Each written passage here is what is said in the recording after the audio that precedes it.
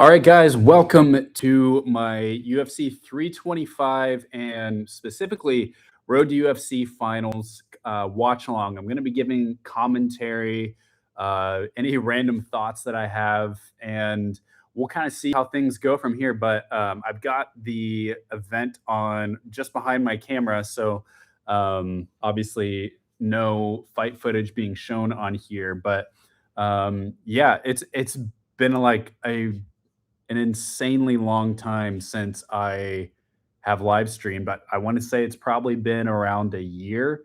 I was trying to think, um, if you're new to my channel, I used to have believe it or not, a podcast, a video podcast every single week. I would get on here. I would talk about the upcoming Asian MMA news, particularly a lot of Chinese news. Give some reactions, have some Q&R time, and essentially I cut that and stepped back from a lot of MMA things simply just because I needed a little bit more space to actually like work in my life, and so I ended up pausing that live stream, that weekly podcast, and haven't been posting as often. I always kind of dream about having a little more sustainable rhythm. I always am getting ideas for videos. Sometimes I'll even write out scripts that I never film. But overall, your boy's doing well. I have stayed in the MMA industry in kind of a lighter way, and that feels like it's been suiting me really well. So if you're hopping on the live stream now, welcome. I don't know how many people are going to be on here. Like I just said, haven't been live streaming for a long time. So and honestly haven't been all that active on YouTube. And so I kind of wondered like, oh, one person shows up, great. Otherwise, this will just be good practice for me to get back into the game a little bit. But back in the day, I mean, and still kind of so Road to UFC has kind of been my focus as a YouTuber, MMA media member. It seems like something where I felt like there needed to really be someone to sort of champion that, and and not necessarily even for the UFC's sake, but more for the fighters' sake. This is an opportunity for Asian fighters to improve their lives. And Road to UFC, it's not everything. It, in my opinion, shouldn't be the only way that Asian fighters can get into the UFC. But yeah, it is a really important way to, I think, for a lot of Asian fighters to kind of get on the map at the very least. Are there problems with it? Yeah, maybe. Is it perfect? No, but it's definitely helped it on the UFC side of things. Helped folks kind of in the same way Contender Series has. Is it's given fighters a little bit more of a public on ramp into the UFC, and I think that is actually really valuable. And so because of that, it's kind of this cool, like, if you took away the UFC label on it, it's honestly a promotion that is this annual tournament based system, pitting honestly a lot of the best Asian fighters in the world outside the UFC against each other. And for that, I think that's really cool and exciting. It always produces some really interesting finishes and cool fighters. And just like Contender Series, a lot of them have gone on to do really good stuff in the UFC. I mean, the UFC is the UFC, and so even really promising prospects are going to take losses. They're going to stumble and have to regroup a little bit. But what I love about Road to UFC is just in general how young so many of the fighters are. I mean, gosh, tonight we've got Sulong Rungbo, who I believe he's 20 years old, and unless he's still just 19, which would be crazy. But yeah, this guy, he's 10-3. He's 20 years old. I'm just pulling up his Tapology profile here. He's fighting against Lawrence Louis, who's at the ripe age of 29, right in his prime. But we get a lot of fighters that are really young. And so, you think about like who's oh, I guess Nakamura's kind of right in his prime too, but yeah, you get a lot of these really young fighters. Agulali, even though he hasn't made it to the finals this year, also like teenage dream of a fighter. He'll be back. He'll be stronger than ever. And so, like Road to UFC, you get a lot of these really young fighters, and that's what I really love about it. And you got Keiichiro Nakamura, also a younger guy. And then you've got fighters like Kim Song-wook who are kind of battling their like second, third opportunity to get into the UFC. I feel like this is kind of it. I was almost even surprised to see him back in Road to UFC this year, just because it seems like he's kind of been right on that bubble quite a bit. But this year he's into the finals. He's got wins over Daichi Kamiya, finishing by TKO in round 2 on the ground, and then he submits Renya Wei also in the second round in the semis. So happy for him. He's a guy that's got a lot of popularity. Really, really like humble, kind-hearted kind of guy that you love to root for. So, but let's be honest, the story of Road to UFC this year, easily like top story of Road to UFC, has been the entrance of the Australia New Zealand fighters. They have a they've had a really high winning percentage, winning almost every single fight so far. And as evidence, you have in the finals, each of the finals have one of them. You've got Dom Marfan from Australia. He's against Kim Song-wook in the lightweight finals. You've got Sebastian Saleh against Keiichiro Nakamura. You've got Lawrence Louis against Sulang Rangbo. And the canceled fight, unfortunately, we got word yesterday that Aaron Toe was unable to make weight, and his fight with Namsarai Batbayer is canceled. So I don't know. I need to reach out to him to find out what the status of that is. If you're asking me, so if you view this like a contender series fight, which it's not quite the same, but a little bit similar. A contender series fight, you got two fighters that come together. If you lose the fight, you don't get rescheduled. I mean, if you miss weight ahead of time, you missed your shot for the year. So you got to go out on the regional scene, pick up a couple more wins, and then hope that they select you next year. So yeah, it's unfortunate for Aaron Toe. He kind of reminded me a little bit of a lightweight Clay Guida, just always full of energy. One of those guys that the fans are going to be all over, but unfortunately just couldn't make the weight. And as far as where things stand with Namsarai, like I said, I need to reach out to him to see what the status is, but I'm guessing that maybe he will be given. He could get signed to the UFC, but I almost wonder if they'll give him, even like a contender series fight or some kind of like non-tournament fight, maybe. I don't know. Or maybe another thing you could see them doing is rescheduling this finals fight for the opening round of next season in May. I think that would be the most likely opportunity. That would be pretty gracious from the UFC to give Aaron Toe another shot, but that seems to be the cleanest option, to just give him to just reschedule it. Here in the comments asking how do we watch it. Depends on where you live. In North America, in the US, it's Paramount Plus. Let's see, if you're in Korea just signed a new deal. So I need to look up what that their new Korea has a new broadcast deal. And so I'm curious if they're already streaming to their new one. It's CJENM. Had to find this news article. And that is, yeah, so it's in Korea, it's going to be on TVN Sports, and that is beginning with the last week's event. So there you go.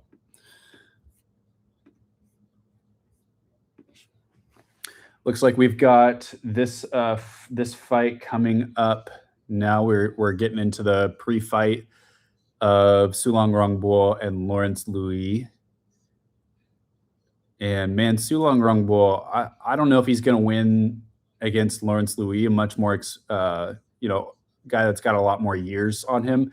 Louis, honestly though, doesn't have the fight experience that Sulong Rongbo has. It's so tricky with these guys from Unbo, because they like, I feel like they're getting that like fighter brain from such a young age. And the Unbo guys from Unbo fight in Chengdu, they're getting pro fights at age 15. And so it's crazy how by the time that they're 18, 19 years old, they already kind of like have the approach to the fight game as someone that might be more in like their physical prime.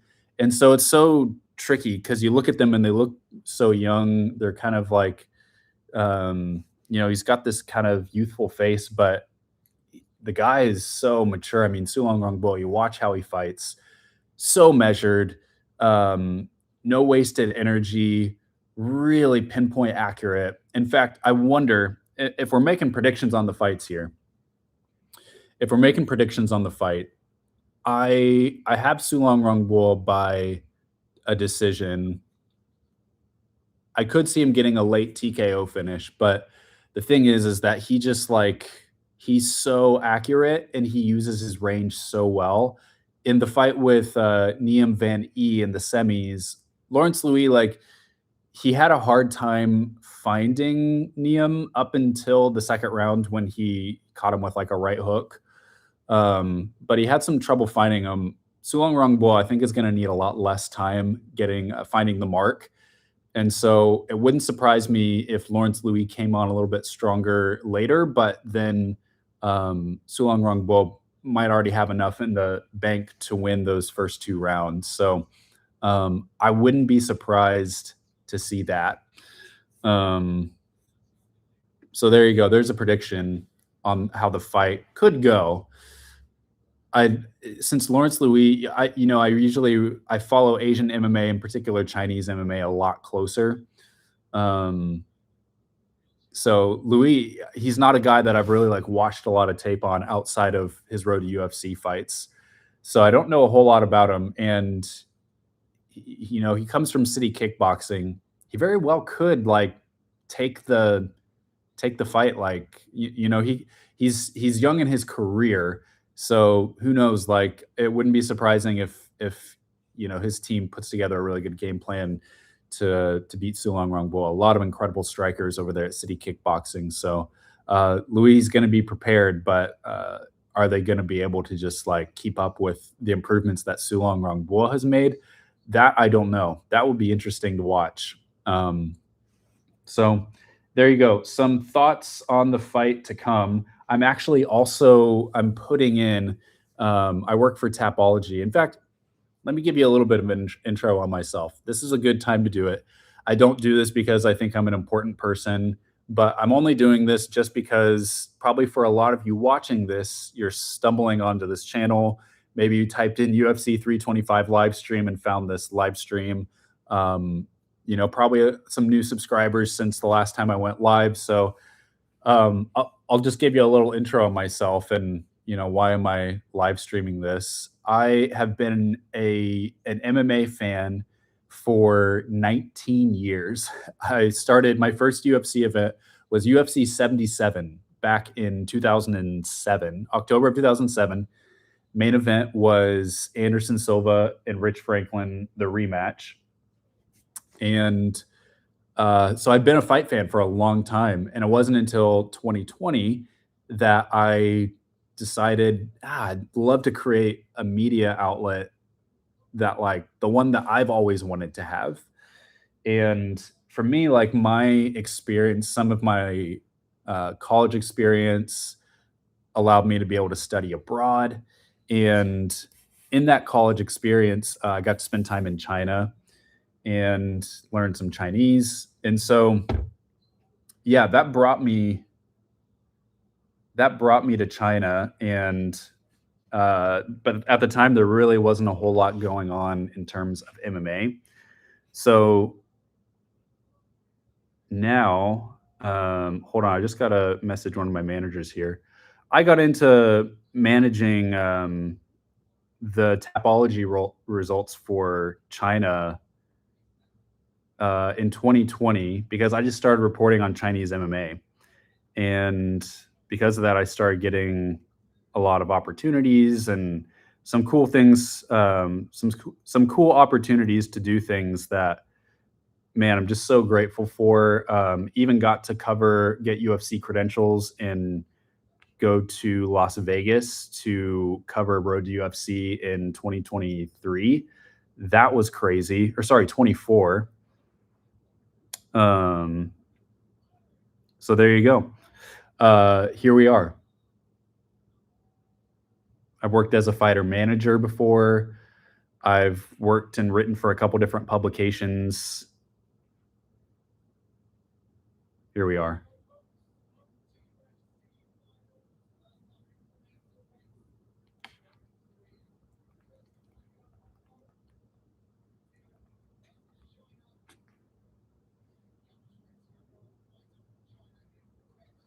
All right, so we've got the fight starting now.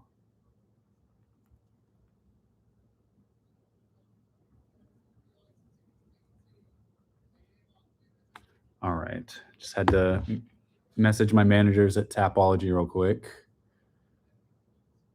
Looks like Louise really aggressive, kind of charged at Sulong Rungbo.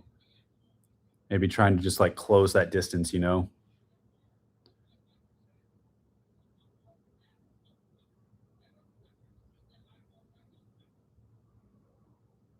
Louis shoots for a takedown, grabs a real low single leg, and turns the corner and gets Sulong Rongbo to the ground.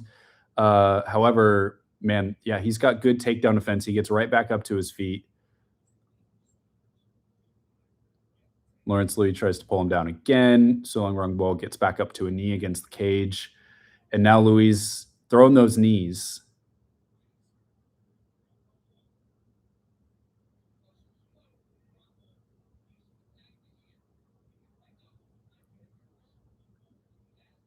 The game plan for Louis really clear. Bum rush this guy, get him to the ground, beat him in the grappling. He must realize that like if he tries to point fight with Sulong Rungbo, it's not going to go anywhere. He's not going to be able to win the point battle, which I think is smart. He needs to be like extra aggressive.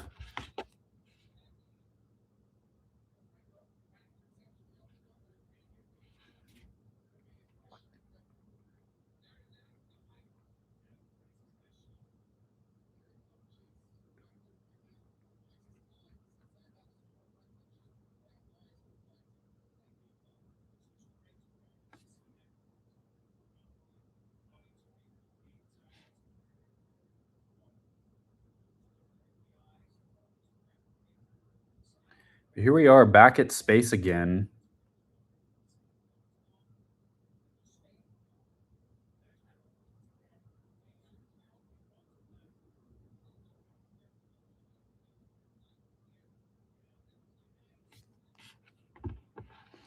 And looky there, this time Sulong Rungbo sprawls. That's not good. If you're just trying to take a guy down over and over and over again, I mean, unless you're like Islam Makhachev, Habib level of conditioning, which gosh, maybe Louis is, but like you're gonna blow through your gas tank at a much quicker rate. So Louis really needs to set up these shots. Can't just run in there. Now look, he's just throwing some wild punches. And I honestly like that strategy. I mean, Sulong Rungbo, uh, he's he's tagging him now. This is a firefight, guys.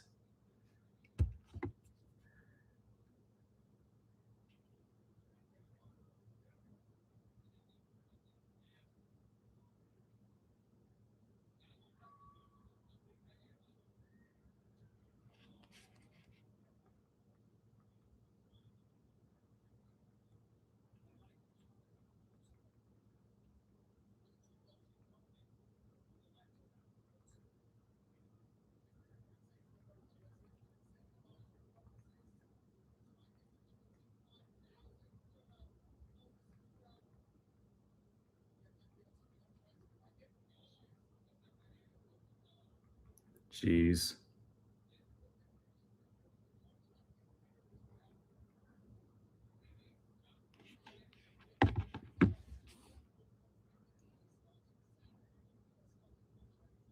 Louis going back for that takedown again.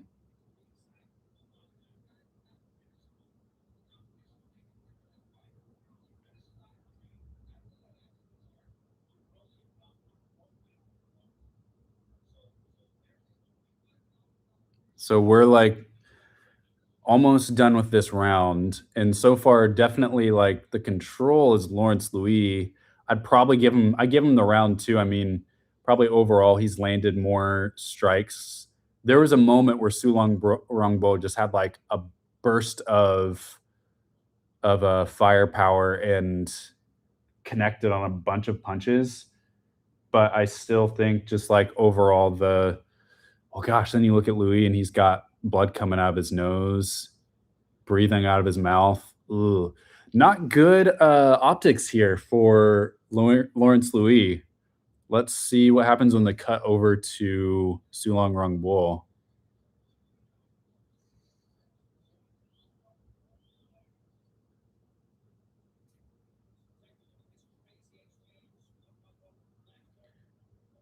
Yeah, he's just so dang accurate. Sulong Rungbo just so accurate. Nearly every single punch just goes right on the target.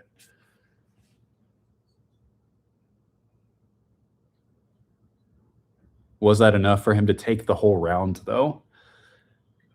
That I don't know.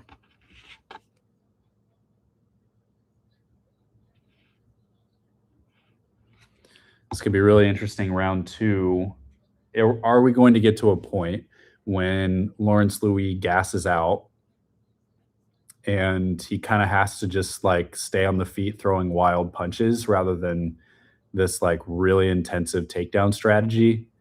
You got to think if your strategy is just to like get a guy down over and over again, you're gonna like you're drilling that, you're preparing for that. That'd be crazy if you didn't have the gas tank to uphold that, but you never know.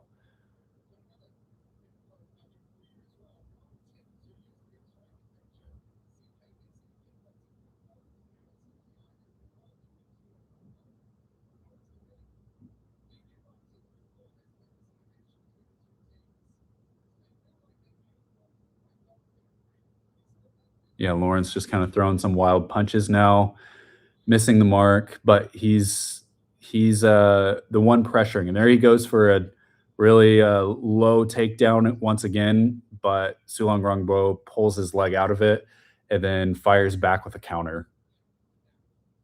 A little combination there. On the other hand, though, Sulong Rungbo, I mean, he can just play the counter game.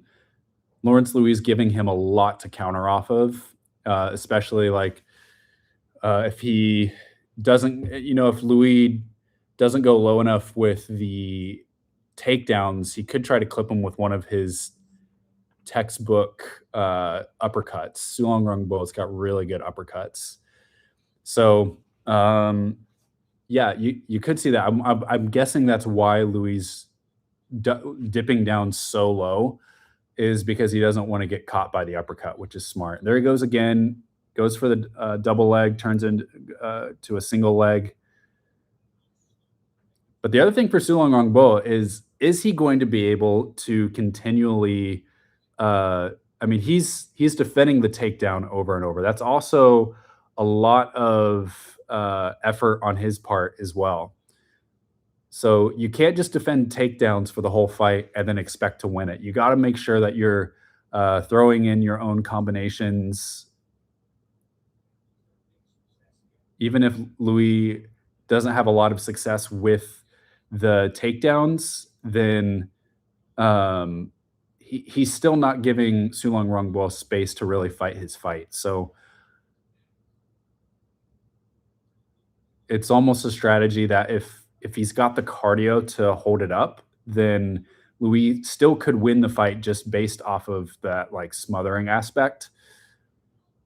And look at that. We got a lot of these beautiful comments telling you to click on spam websites. Yeah, go ahead, everybody. Just click the websites. I'm sure it'll give you a really nice stream of UFC 325. No paywall, no sign up. Obviously, I'm being sarcastic. Louis pressing Sulong Rongbo up against the cage. Rongbo up on a one knee.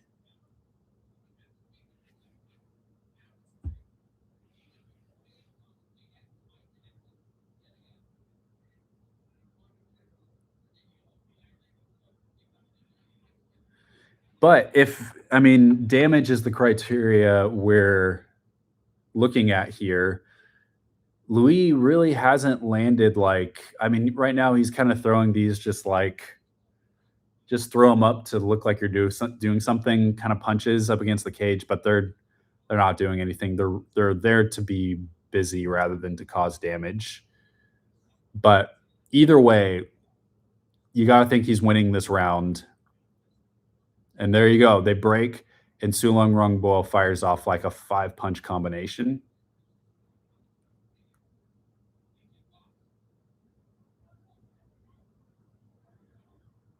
Let's see how long it is until Louis shoots again.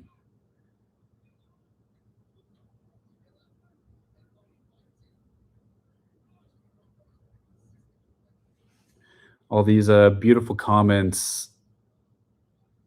Thanks so much, guys. Appreciate all those wonderful live stream links.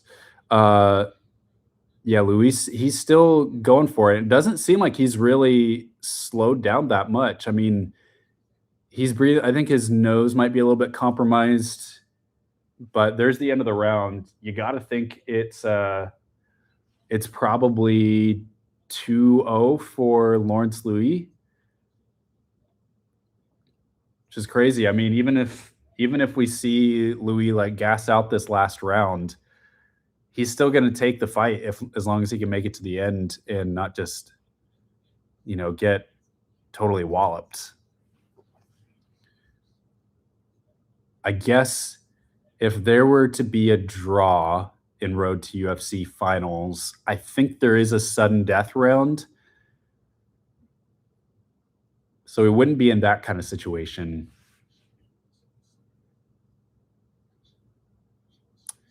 But I mean, if you can criticize the failure to keep Sulong Rongbo down all you want and sort of the ineffectiveness of his offense, but it is effective in that he's probably winning the fight.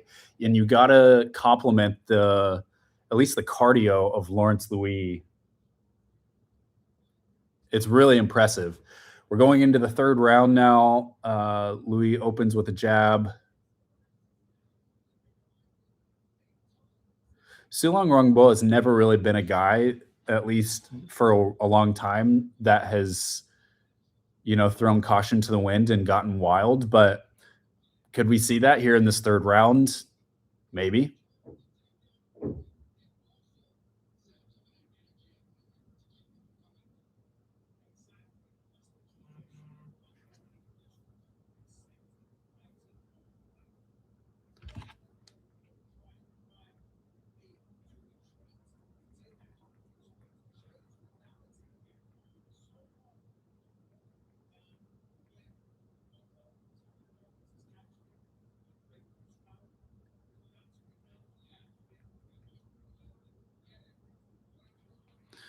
All right. So a little bit of a firefight here at distance.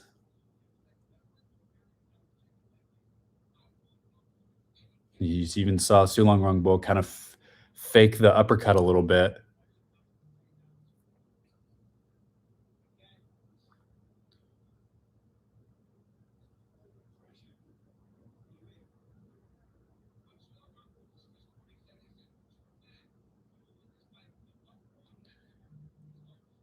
Okay.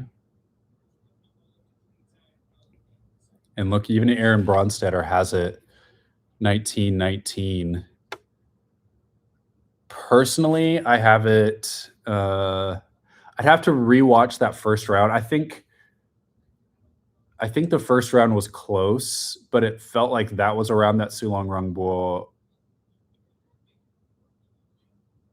That it like of the two rounds, that's a round that I would have, if I had to give him a round, would have been that one, just because he did have some really good combinations on the feet. Um, and so I'd have to rewatch it and see exactly how much landed and how much didn't. And I could have my mind change there. Of course, I'm not a judge, and so I'm not trained to scrutinize fights the way that a judge would, or a judge should, I should say. But here you go. You got Louis going for the takedown again. Started with a single leg, but now it's kind of turning it into riding the back, the side of Sulong Rangbo, throwing some knees to the side. I mean, if the rest of the round kind of camps out here, then Louis very well, I think, should win the fight. Fighting right in front of the president of UFC Asia, Kevin Chang.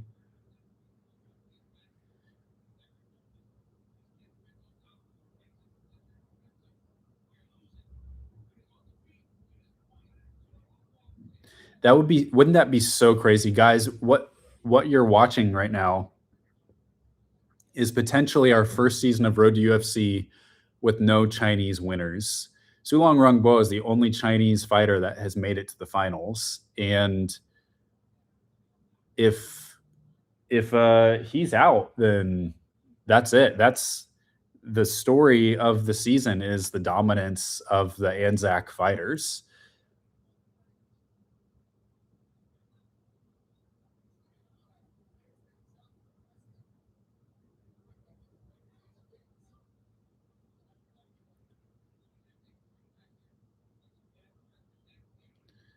Yeah, Sulong Rungbo, he is running out of time fast. He's only got a minute left, and now Lawrence Louis almost taking the back here.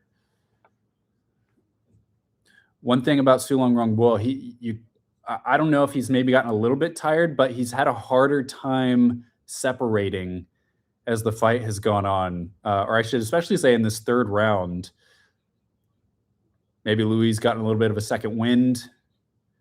But Sulong Rungbo, as the fight was started, he was pretty good at separating, getting back into space, but he hasn't been able to do that. I don't know if that's just some frustration and exhaustion, but seeing as the way he's moving, putting two hands up on the cage like that doesn't show to me like he's at his best right now. So we got 10 seconds left, and Sulong Rungbo is trying to just like throw some heavy punches. Now he's getting a little bit wild, as you should. 10 seconds left in a losing fight, and the fight is over. And I'm guessing this is going to go the way of Lawrence Louis. You got Sulong Rungbo jumping up on the cage, and obviously, like, would love to see the best for this guy in his life. He's got a super, super bright future. I mean, gosh, 20 years old, looking this smooth. He's got a really bright future, but I I think this is Lawrence Louis. I think this is his night.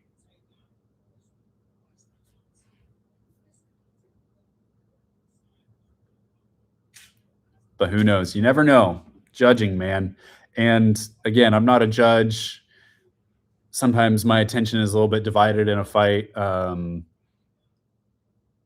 look away for a few seconds and something happens. So, uh, I my opinion is just one of many. But let's see.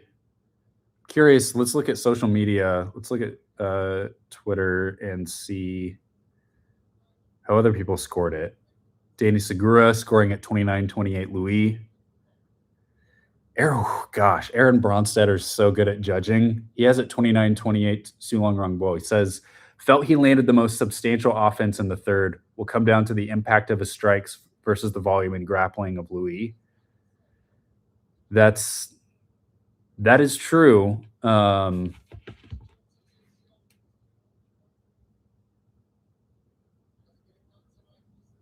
Maybe it's closer than I thought. Here we got some stats. Lawrence Louis, almost even 50% on his takedowns, 7 of 15. Sulong Rongbo, 15 more. Let's see, significant striking accuracy differential. Sulong Rongbo had 13 more head strikes than Louis overall in the fight. Of course, these stats are the fight as a whole, and we score things round by round. So not necessarily indicative of a winner, but is an interesting stat for sure.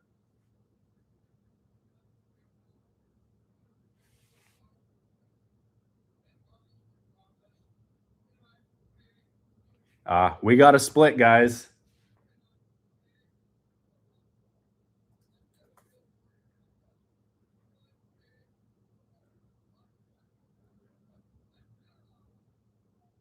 Here it is. What you guys think?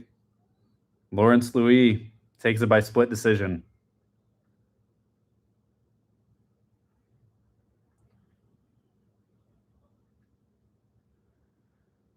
Yeah, it's what I thought.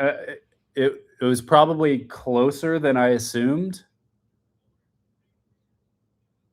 but now we're getting interviewed by Daniel Cormier.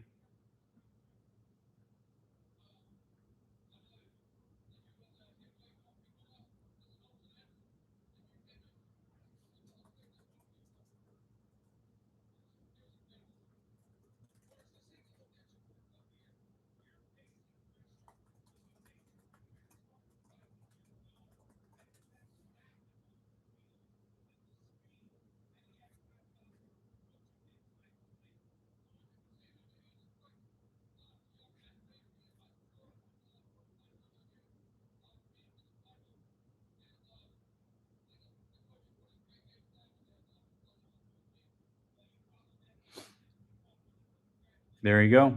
Good game planning by City Kickboxing.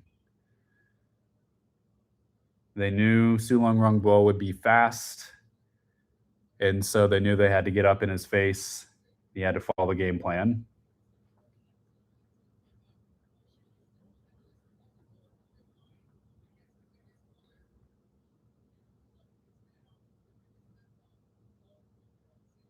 All right. So Lawrence Louis is your bantamweight Road to UFC finals winner. He takes the split decision over Sulong Rongbo.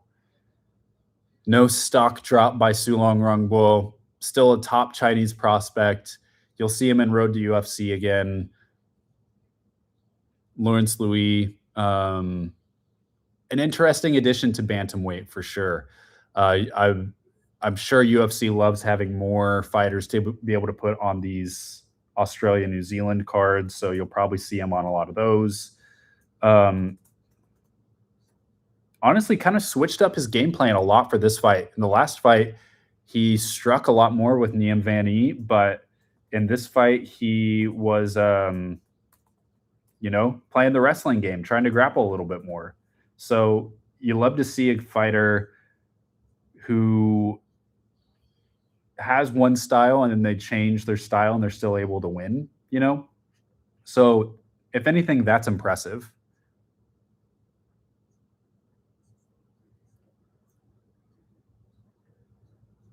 All right.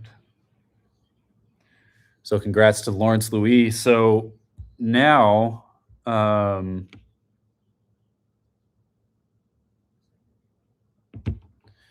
we've got Sebastian Saleh versus Keiichiro Nakamura. And personally, I think this fight is not going to go the distance. Actually, give me one moment. I may actually have to step out for just a moment, and I will be right back.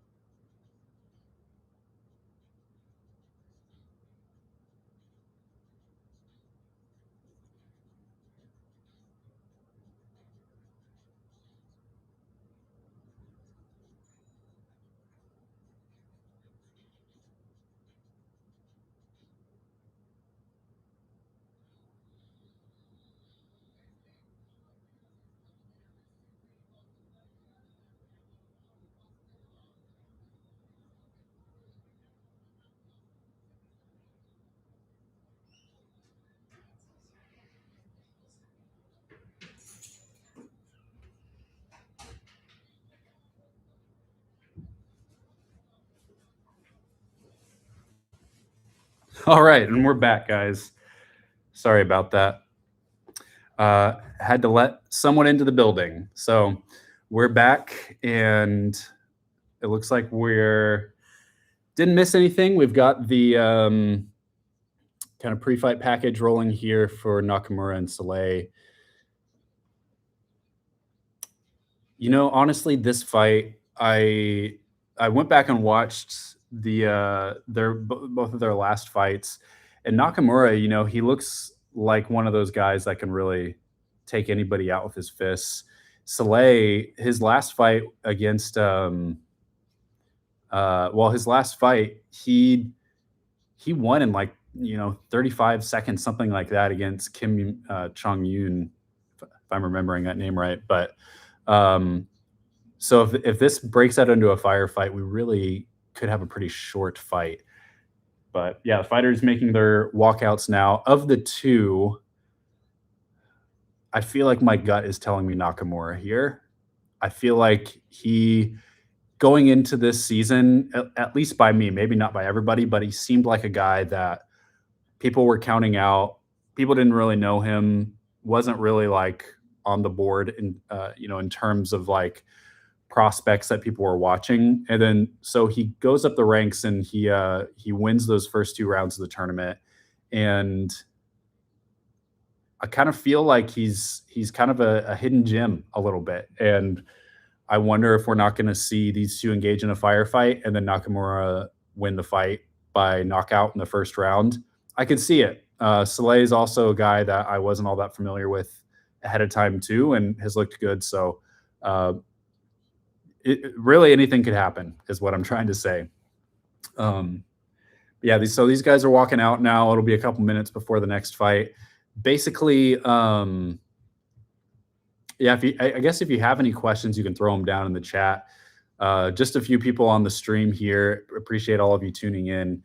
As far as Road to UFC goes for the next season, I haven't been hearing a whole lot yet, but there are some threads I think that are starting to activate for the fifth season. I know Indonesia, there's a couple fighters that they're starting to look at. And I think probably they'll start doing the matchmaking as soon as this season's done, if they're not already doing it already. I mean, you know, the UFC PI, like they have fighters that they've had circled for this for a long time, like a long time. And then it's just a matter of, are they ready? Are they healthy enough to be able to do it? The PI is going to send in their names. What I would love to see more and more from the PI is bringing in fighters from other Asian countries. They've been doing that a little bit. Like they've got some Vietnamese guys in there. They've brought Indian fighters in here and there, but I would really love to see the same kind of development taking place in China also happen in India and Vietnam and Indonesia. The interesting thing about Indonesian, Indian and Indonesian MMA are kind of at a similar place right now, and it's not a good one. For a little bit, like honestly, when Road to UFC started, it kind of like triggered this renewed interest in Indonesian and Indian MMA, and the gamble paid off with the UFC because they had fighters like Jakasargi and Anshul Jubli. Even though they haven't been all that successful in the UFC, it created a lot of interest in MMA, and that was a huge win in and of itself. Well, that interest, that excitement around those fighters, I think, has died off. And honestly, even the regional scene in those two countries has been really stagnant, really stagnant. One Pride MMA used to have shows every month, and now they only have a couple per year, and it's been a while since they've had one. And yeah, things just feel kind of lethargic there. Indian MMA used to be the MFN show, and now they only have like 2-3 shows a year as well. And it seems like they're maybe locking up a lot of fighters in their contracts. And so the Indian MMA scene is just like kind of frozen, a lot of fighters, and there's not a lot going on. And if you want to see what's going on, it's really outside of MFN now. It's in promotions like Bidang AFC or Bidang FC, or it's Indian fighters fighting outside of India, like Punyajit Likaru fighting for like Changu Fight Night in Bali. Um, yeah, Indian MMA, it's at a weird place. MFN needs to figure things out. Either get consistent with the events or let the fighters go and try to reboot.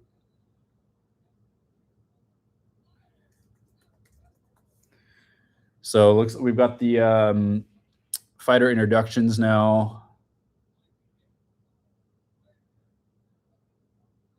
Nakamura looks real chill.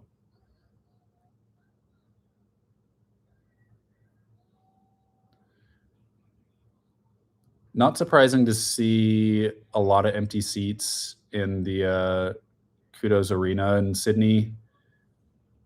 I'm not sure what time it is there, but it's early, and I'm actually looking that up right now. And these UFC events are starting an hour earlier now with on the Paramount deal. So it's even earlier. It's Sunday morning there.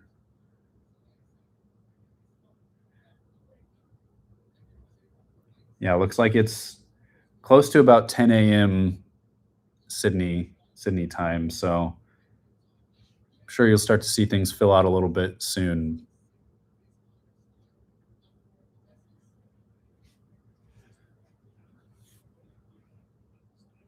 Both guys in the southpaw stance. Soleil throws the kick up high.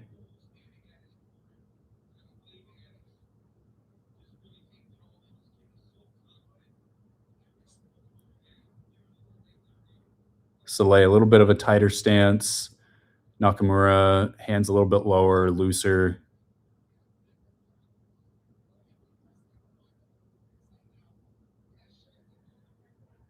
Yeah, I could see this becoming a firefight as the round goes on. And James, good to see you too, bro. Asking if I'm doing the full card. I'm just going to be doing the Road to UFC fights and the Yizha fight right after, simply because your boy does not have the stamina to do a 7-hour broadcast. Maybe someday, but kind of just going to keep it focused on Road to UFC. But I will be watching the whole card. Probably be doing some live reactions over on Twitter.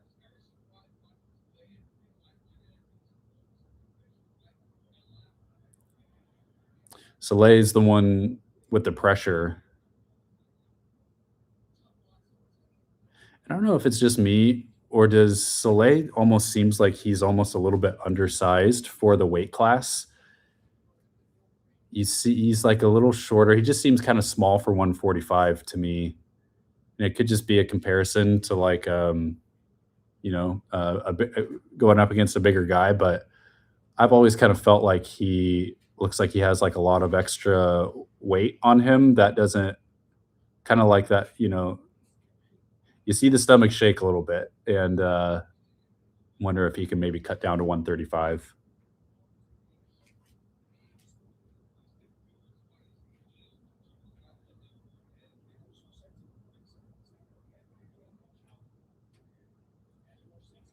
Oh, nice. Soleil hits the body shot and then rips up top with the right hook.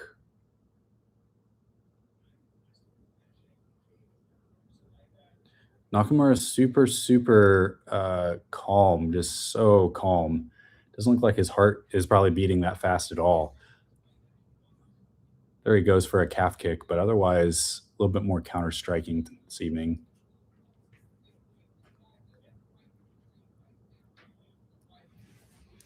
Yeah, asking about Australia cards and why they struggle to kind of get the name talent that other events do. I think it's both because the tax situation in Australia is fighters get a lot of taxes taken out, and so they don't love to compete in Australia. But also, um, it's a massive time difference for a lot of athletes, and the way the UFC books them too. Right? They have so many fighters from this region that they just load them up every time. And it was the same thing with the England cards too, and those would get some criticism. So yeah, it's tough when you got a roster full of guys like you got like 30 fighters from this region and they all want to fight in their hometown and or their home country. It makes sense to put them on the card, but then like ultimately you got to sell the event too. You got to sell out the arena.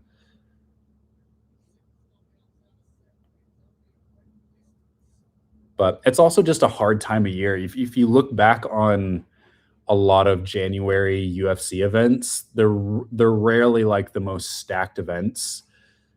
You look at last week, and while the card may have delivered in a lot of fronts, it wasn't like loaded with the UFC's best names. You're not putting on like an international fight week quality of card in January, and I wonder if that's just like a holidays kind of thing. Um, a lot of fighters don't want to be in fight camp during the holidays. Could be. I know not every country celebrates the holidays like the West does, so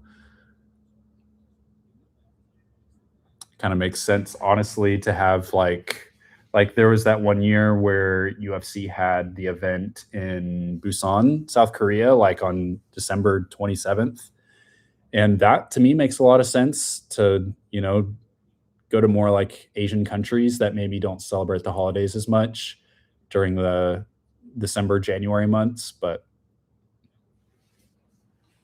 who knows?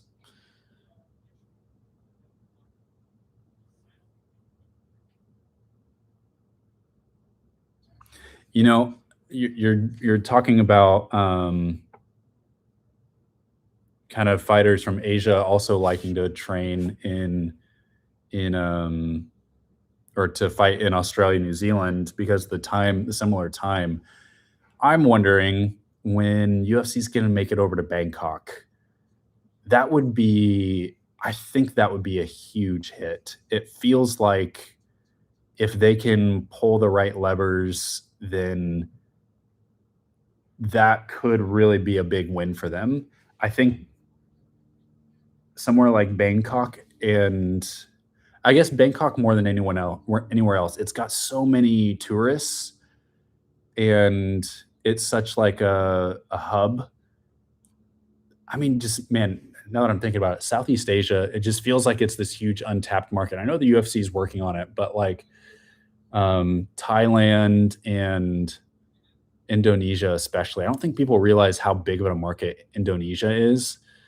Um, Singapore, obviously the wealthiest per capita country in Southeast Asia, and maybe one of the top in the world too, which is why UFC I think has gone there is because they can fill an arena for a much higher price than they would probably be able to in Bangkok or Jakarta. But I still think that you could create a lot of buzz and probably oh here we go getting away from the fight a little bit. Soleil just kind of staggered Nakamura with that left hook.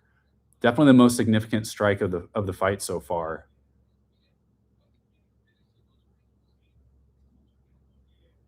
Yeah, Nakamura's definitely got to be a little bit more aggressive.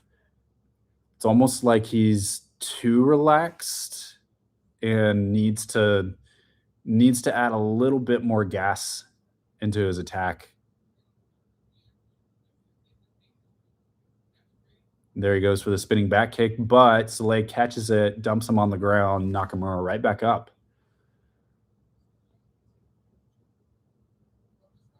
Maybe Nakamura is starting to get the memo that he can't just sit back and absorb the strikes of Soleil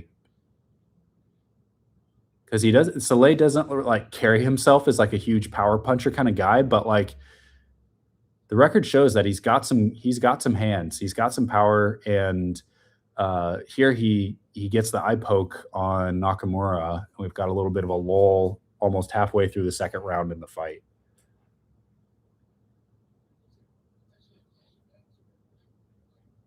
Seems like we're okay. Nakamura's eyes nearly entirely open. He's just kind of shaking himself out. Imagine we'll be back in action momentarily. Yeah, a little bit of a clash of heads too. Yeah, maybe it was that he was that was causing him to wince. He might have gotten bonked on the eyebrow. Interesting. One of those really hard situations to avoid when two, moving fighters just kind of crash into each other.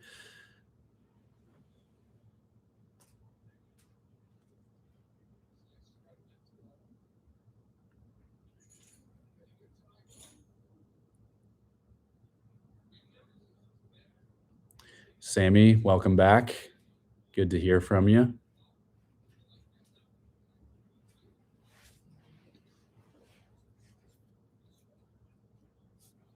Yeah, maybe Nakamura is starting to pick up the pace a little bit. He's throwing a pretty diverse attack of kicks. Got some push kicks, some calf kicks.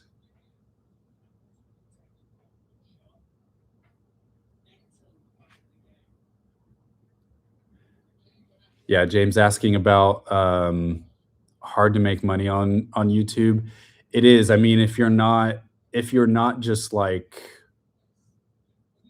getting tens and tens and like hundreds of thousands of views, it's going to be in the hobby realm. Like you're doing this because you like the creative outlet, not because you're trying to make money.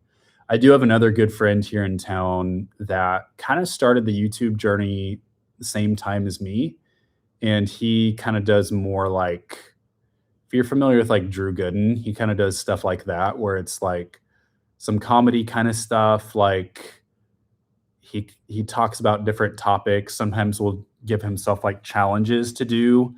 Like I can only wear clothes out of this one drawer for a whole month, something like that. And then he films his journey. Like he'll just do kind of fun, creative things like that. And he has gotten, so like we've kind of talked throughout our journey, and like for the longest time he didn't really get anything. And I think now he probably gets like $100 to a couple $100 a month. And he's doing pretty well. He's got maybe like 20,000 subscribers, and it kind of, sometimes it's just you find that video that for some reason it just kind of takes off, and then you're in a good spot after that. And but even so, like even the gap between someone like him and like a full-time YouTuber is still so huge. I mean, the point to where he would be able to quit his job and focus just on YouTube is still a long ways away. Um, and so for me, like to talk about Chinese MMA on YouTube, like there is a ceiling on that. Now, you can create interesting videos, you can make cool profiles on fighters. There's definitely cool things that you can do. I just like to be able to have the time to put in that kind of work. And there's a pretty big financial investment too. I mean, like having the camera equipment that you want to have, and the editing equipment, and then having the time to really like make the things that you want to, um, is like you have to take time away from other things to do that. And so you just have to decide if that is a kind of sacrifice you can make. I kind of bet on that for about 4 years. And then it kind of just got to a point where I was like, I have to like, I can't make this like my main thing. It essentially needs to be something that I just sort of do as a hobby as I have time. And if something, gets some traction, then that's great. But otherwise, it's just kind of, I'm seeing it as like a creative outlet, for me to do little research projects, all that stuff. And then Sammy, you're talking about, and yeah, James, I appreciate those sentiments. Uh, Real quick, we're going into the third round of Soleil versus Nakamura, and gosh, you got to think that like this is this fight's going the way of Soleil. Like he got that really impactful left hook in that round, kind of staggered Nakamura, and it's just like the volume and definitely like the impactful strikes seem to be on his side. Wouldn't that be crazy, guys, if we saw a full sweep of the Anzac fighters against the rest of the Asian fighters in this season? With if Soleil wins this fight, then you're gonna just be essentially one fight away. I mean, depending on if they decide to reschedule the Aaron Toe and Namsrai Bayer fight, yeah. And then it begs to the question. I mean, like obviously it's cool for this is getting into and Sammy, I'll get to your question in just a moment. Um, it really gets into a little bit of a question of should if the fighters from the Anzac region are consistently just like one step above the rest of the Asian fighters that they're able to bring in, is this good for the Asian fighters, or should the Anzac fighters have their own version of Road to UFC? Because you got to think that there's probably the quantity of fighters to fill out a bracket for a couple weight classes from Australia, New Zealand, and but I think it was the right time to bring in to expand it a little bit. It was the right time to expand the pool a little bit because you started to just get into the repetitive nature of bringing back some of the same fighters year after year from the Asian countries. And so I think it's good to kind of like reduce the quantity of Asian fighters to just be like let's bring the best Asian fighters that we can. And I think overall it is good for the Asian fighters to fight fighters of this caliber. I mean, if you're fighting fighters that are better than you, ideally, like just a step or two ahead of you, it's going to push you up to that same level. So I think it is. I think it's good. Ooh, and look here, we got Soleil got some blood around the eye.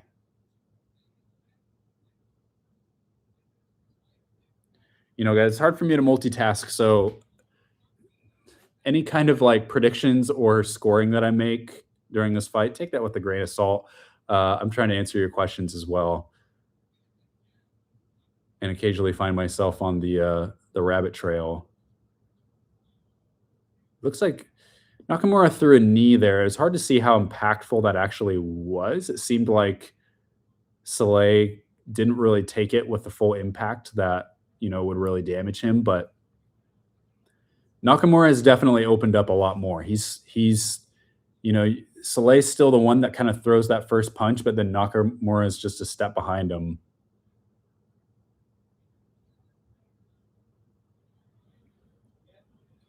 Yeah, there are some folks that were like, should we add Central Asian fighters to the Road to UFC mix? I also feel like there's so many of those fighters that they could have their own season. They could have their own edition of the show. I think it is, but then again, so like with this whole thing, obviously, oh shit, and there it is. Nakamura gets the knockout with a knee. That was that was shocking. Holy smokes! I got to see exactly what that was. Was that a head kick? Was that a knee?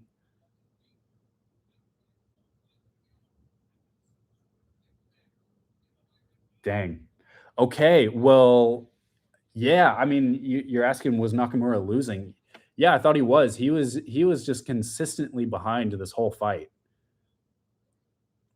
Soleil was just he was always throwing first. He was getting the more impactful strikes. There it is. It looks like it was a knee kind of thrown in a little bit of a yeah.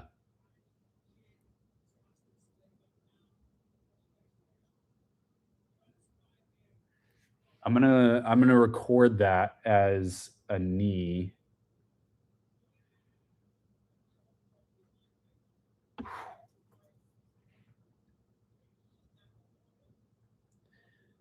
Man, and that's Nakamura. He's just got that swagger. He's got that calm, collected side where even though he's behind on a fight, like he's got that power inside of him that he can shut out the lights at any moment. Absolutely devastating for Soleil. He was ahead the whole fight, had to be feeling confident about things. He had the big knockout over Yoon in his last fight, and then all of a sudden he's waking up, he's on the canvas. Devastating.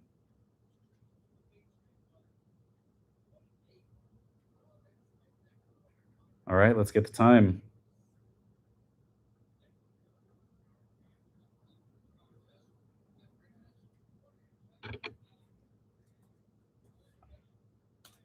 1 minute, 12 seconds away from Soleil getting the win. Gosh, that's the kind of loss that you just end up playing back over and over and over in your mind with all of the regret of why didn't I just pull back? Why didn't I play things safe that last round? If I did, I would be in the UFC and have, a decent contract. A better than starter contract, that's for sure.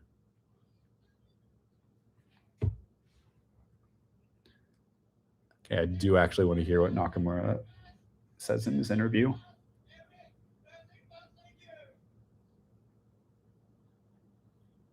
How's it feel to earn this UFC contract? Uh, this is like a fight, and this is start. No, this is no finish. This is start. You think you'll go to UFC match? But man, thank you. Well, you did a fantastic job. Congratulations. Welcome to the UFC, ladies and gentlemen. Yizha. Gosh, what are the odds of we get a Japanese fighter with a UFC contract from Road to UFC where we don't get a Chinese fighter? I think most people had kind of like shrugged off, the Japanese MMA fans. It has felt like Road to UFC is more targeted to build the Chinese market and even like Indonesian Indian market. And it has felt like, I mean, because Ryzen just like so often takes the best Japanese fighters, you just know that like the Japanese fighters that Road UFC gets, with all due respect, they're definitely not the biggest names, that's for sure. They're not the most experienced fighters. The ones from Ryzen that do end up going to UFC, like your Kaya Sakuras and your Kyoji Horiguchis, who fights next week, they just get signed, and so you're getting a lot more like young unknown Japanese prospects in Road to UFC. And gosh, that was insane. I was ready to just like claim this whole season for the Anzac fighters, but um, Nakamura had other plans. Crazy. Yeah, so now we have the last Road to UFC final for the evening. That is Dom Marfan versus Kim Song Woo. This will be an interesting fight. I feel like Dom Marfan has shown he feels, and hopefully this doesn't come off like an insult, but he comes across a little bit like a Australian John Fitch a little bit, just like near unbeatable on the mat and really good at controlling people on the ground, but not always a lot of damage. And that's how he's been able to get to this point. Kim Song Wook, I think, is a really good grappler. And so I'll be curious to see how he handles the grappling of Dom Marfan. But overall, I'm picking Kim Song Wook just because he feels like just the more experienced, more well-rounded guy, and I think he's got pretty good grappling too. Um, but yeah, hopping into some of your questions here. Thoughts on the Paramount era? If you ignore all the outside, you're left with an important piece of the event that seems to be an afterthought for many of UFC's executives. Um, yeah, I mean, I think the compelling thing about the Paramount era is for the fans that are able to benefit from the deal. It feels like a pretty big win, and for a lot of us, so much of so I'm going to talk from both sides of my mouth here. Um, on the one hand, like it's a really big win for fans, and so much of our criticisms in the past, especially of pay-per-views, was we would look at a card and say, "This isn't they're charging us $80 for this." I mean, if you looked at the main card for the event this evening and expected someone to pay $80 for it, that was essentially what we just got used to as fans in the last couple years of the, Endeavor era. It just felt like cards were thin, title fights were not that compelling, endless rematches, and now they're doing the same thing, except it's a little bit harder to complain about them if you're just paying $8, $9 a month. Um, and so almost the way that I see an event like this, yeah, it's got the number by it, 325, but um, if you think about it like this is just a a fight night card with a title fight on top, it's really good. And so and I'm paying less than I did for ESPN. Now, how long is that going to last? I don't know.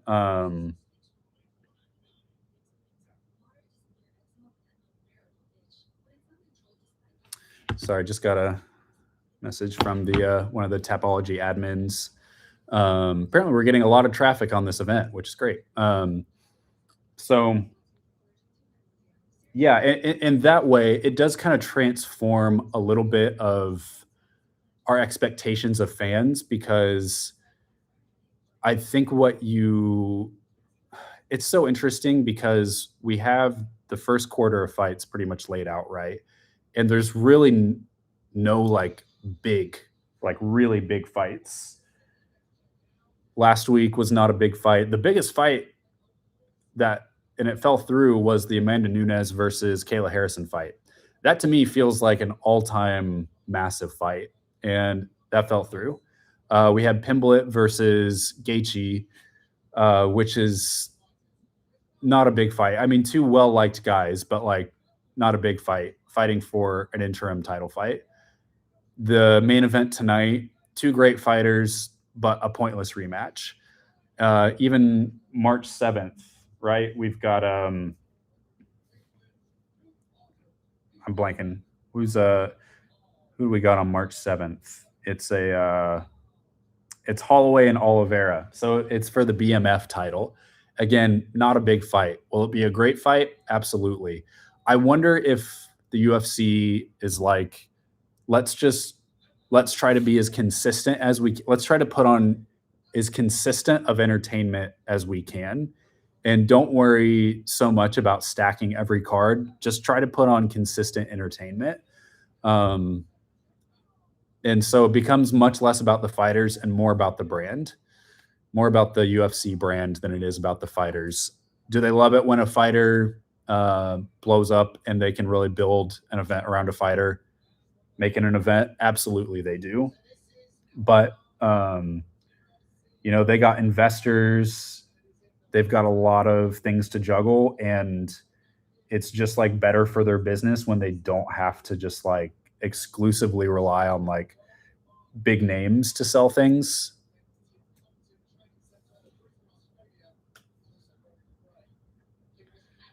So I have some more thoughts. I'll give those in a moment. But we've got this fight starting with Kim and Marfan. And there you go. You got Kim. He grabbed the leg for the single leg up against the cage with Marfan throwing the elbows. Kim got the leg pinned in between his. Now he turns and grabs it. See if he tries to pull. There he tried to pull the leg out and trip him, but then he goes right back to the well again, grabs the single leg. This is actually fascinating to me. I think that this is a matchup that like actually could become a pretty interesting fight because so far Marfan has just kind of rolled over people with not much activity. But I think Kim will be able to to be a really good opponent for him. Now he's got the back of Marfan. Like he's almost going to try to take the back. He's got sort of a hook in laced across the hips of Marfan. But here you go. Marfan going to try to get the fight to the ground and then turn and get on top of Kim. This is a battle of position here.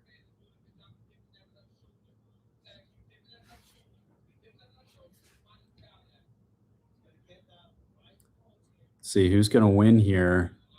Kim needs to get that right ankle, lock it in as a hook, get your position secured on Marfan.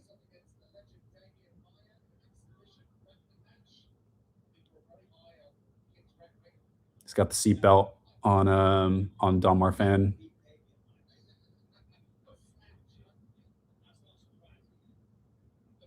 Yeah, I'm surprised Kim didn't lock in that other hook there. Otherwise, he wouldn't have found himself in this position now where Don Marfan turned, slid out, and now he's on top. Almost, he had nearly cleared the legs there, but Kim getting back to his feet, and we're in the clinch position.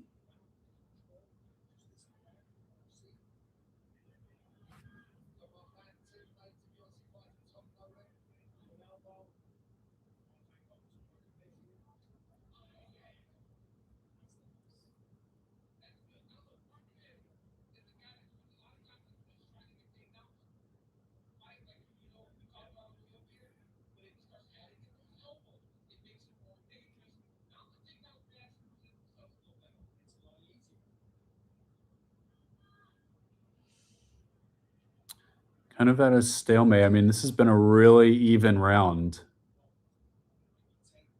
They keep reversing position.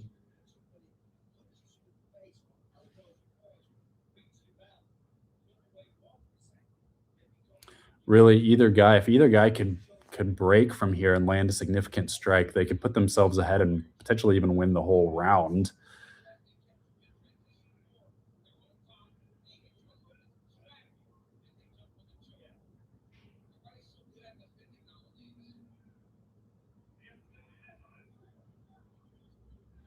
Kim pulling the hips away.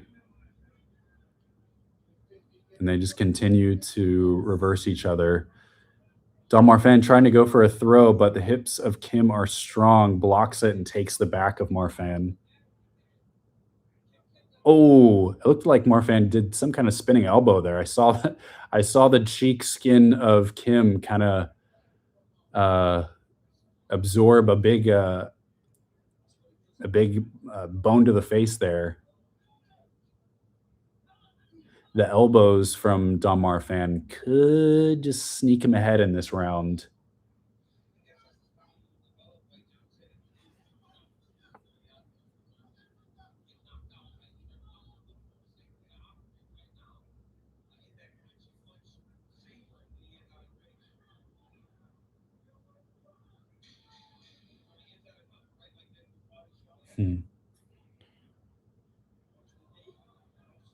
Super, super close round.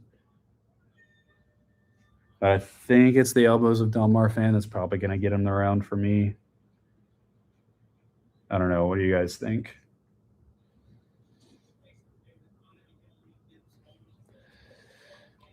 Yeah, and Sammy, kind of going back to the Paramount thing, it seems like it caters to the UFC bootlickers, is what you're saying. Then the UFC fans, the fans that criticize the quality of the fights, hate it, and the bootlickers are telling us just to be quiet and accept what the UFC is doing. Yeah, and I wasn't trying to communicate that in particular. I feel like MMA is at its best when events truly feel like events and not just the same thing over and over again. You know what I mean? Like when I mean, if you think back and remember the UFC events that like stood out to you the most. I'm thinking about UFC 200. I'm thinking about was it 229, the Khabib versus Conor fight. I mean, honestly, really any Conor fight was an event of itself. I'm thinking about watching Ronda versus Tate both times, honestly, in the UFC and in Strike Force. And Ryzen's really good at this. They make events feel special, and I think that ultimately is what gets me excited in in as an MMA fan when an event's coming up, and I'm like truly just like it feels special and different. Oh man, Delmar Fan's letting his strikes loose, and he's honestly clipping Kim with a lot of big strikes. It seems like Kim's kind of lost a little bit of steam. The way he kind of dove for that takedown seemed a little bit like he was falling into him rather than, a calculated shot where he's making the right technical movements.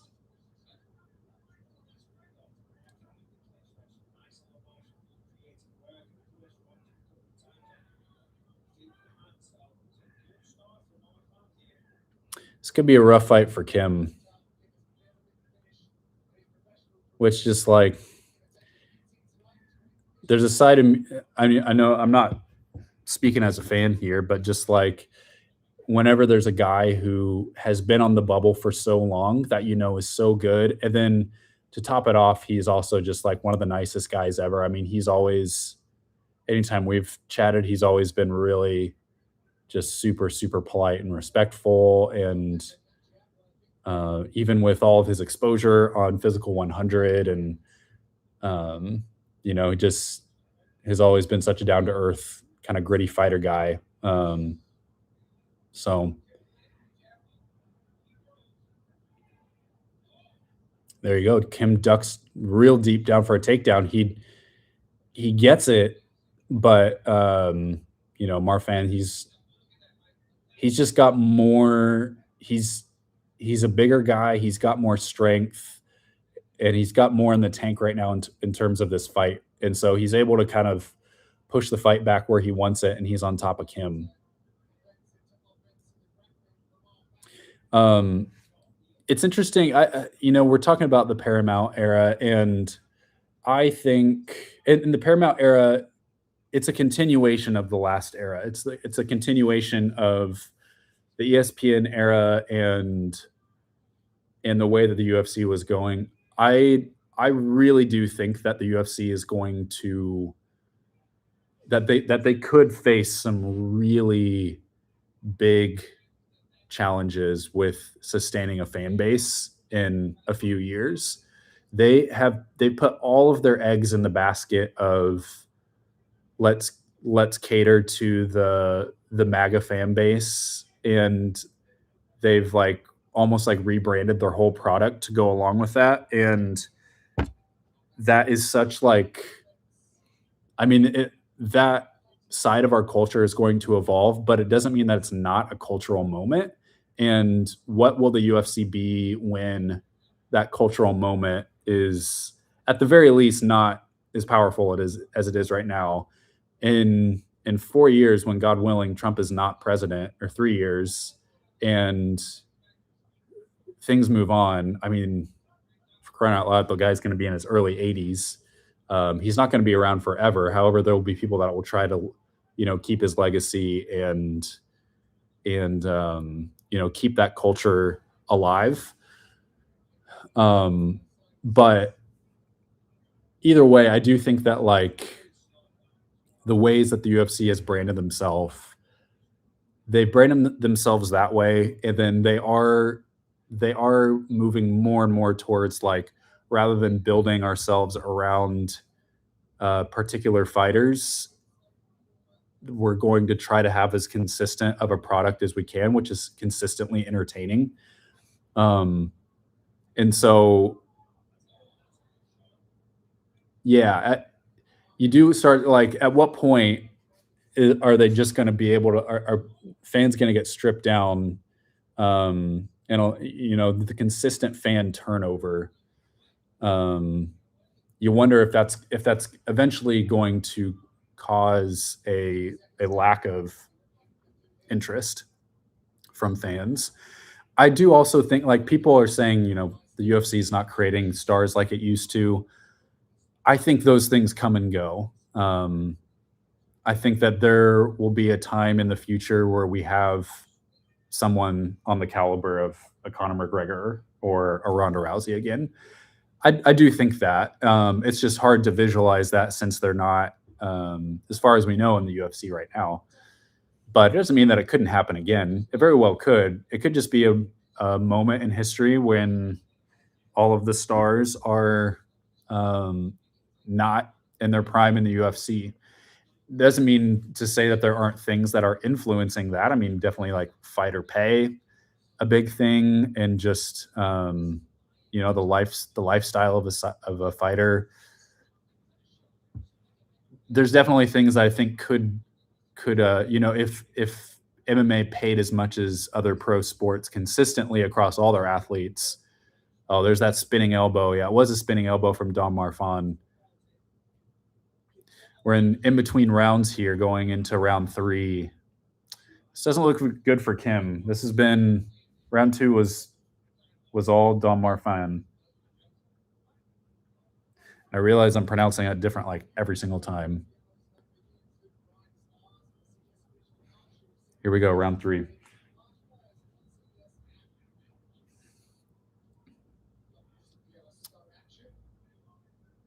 Oh, camera just listed off to the left. That was weird.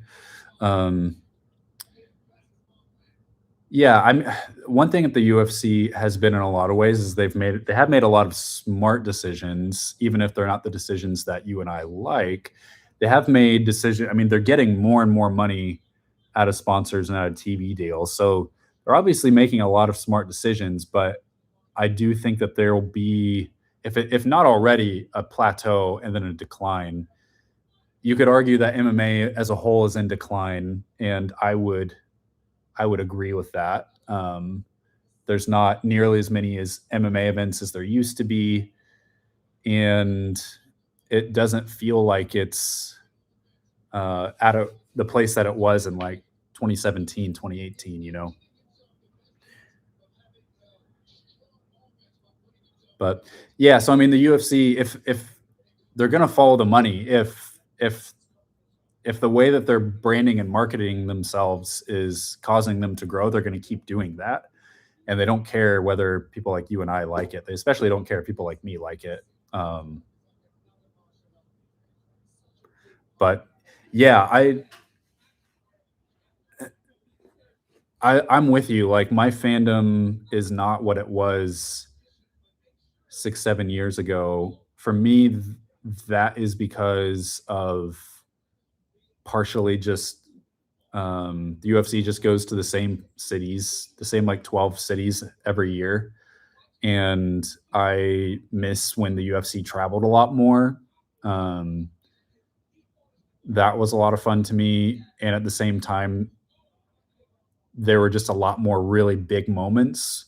The years that we had McGregor, Rousey, John Jones, even though John Jones is the most frustrating fighter in the whole world. Um, but honestly, and this sounds weird to say, this is ooh,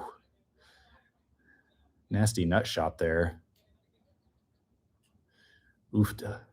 Uh, to be honest, things like Road to UFC are one of the things that keep me interested. And I know I'm vastly in the minority there, but I like that it's just kind of something a little bit different. And I've always been interested in like what is happening with MMA around the world. Oh yeah, thank you. Yeah, get us a slow mo of that. Just really get to see it all jiggling around. Love that. Thank you. Yeah, yeah. Give us more angles. Thank you. Um,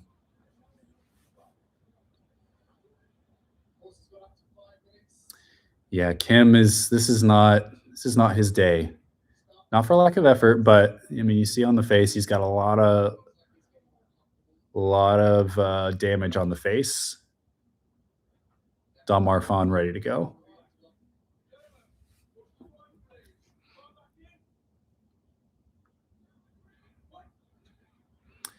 And then you're asking about why people defend Dana White. It's because there's a certain kind of people that just love to defend, rich people in power. and that's just kind of their whole personality.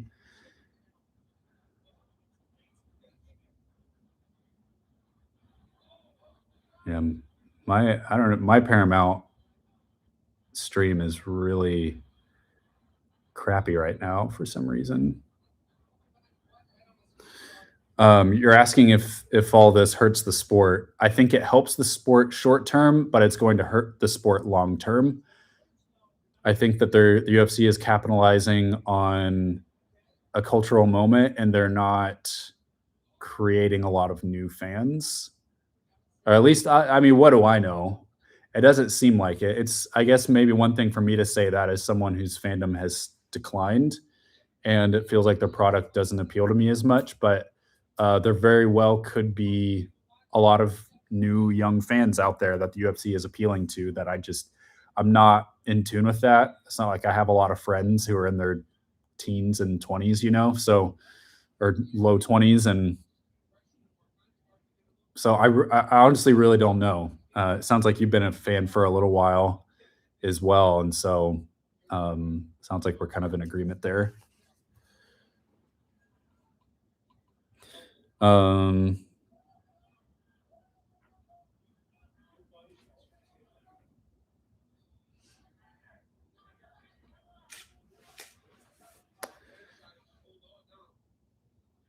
yeah, I mean, the advice I've always given you all is find what you like and kind of find the world that you want to live in with MMA and make that what you do.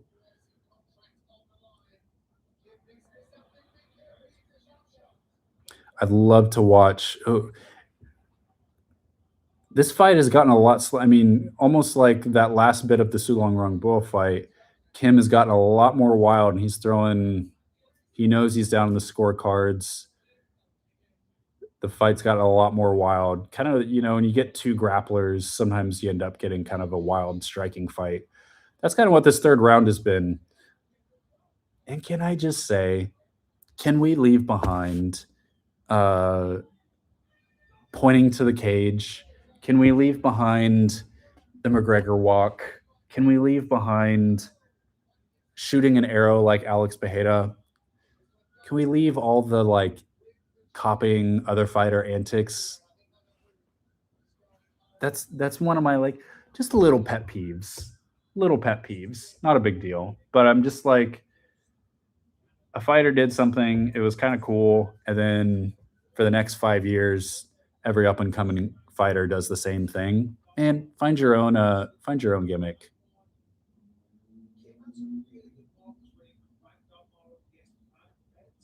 Oh, nice.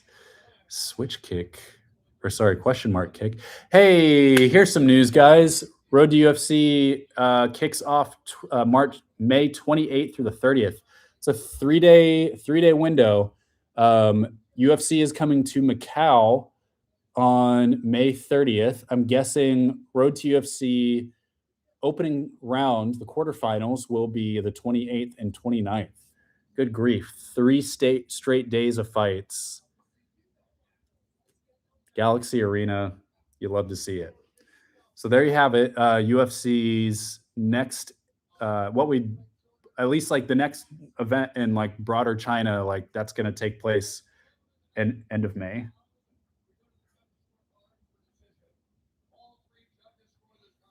Got a unanimous win.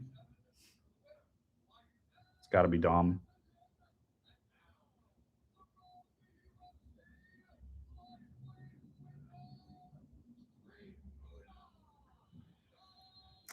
And there you have it. Dom Marfan wins the Road to UFC lightweight tournament with a very clear-cut unanimous decision. All three judges giving it to him, 30-27. He wins every round on every scorecard. The faces say it all. You see all the damage and swelling on Kim Sung-wook's face, and you don't expect anything less than him to be a total gentleman, giving him all the hugs, all the congratulations. Don Marfan honestly kind of had a slow run through Road to UFC, but that last fight he showed some offense that I didn't feel like I'd seen from him before, and so Will be an interesting addition to the UFC lightweight weight division.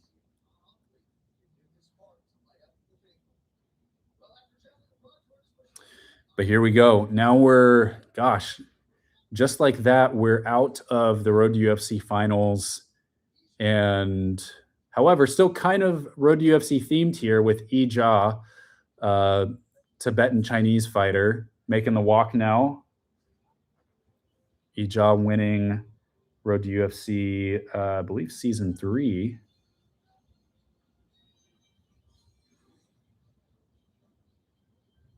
Yizha's been one of those fighters that I've just loved to watch.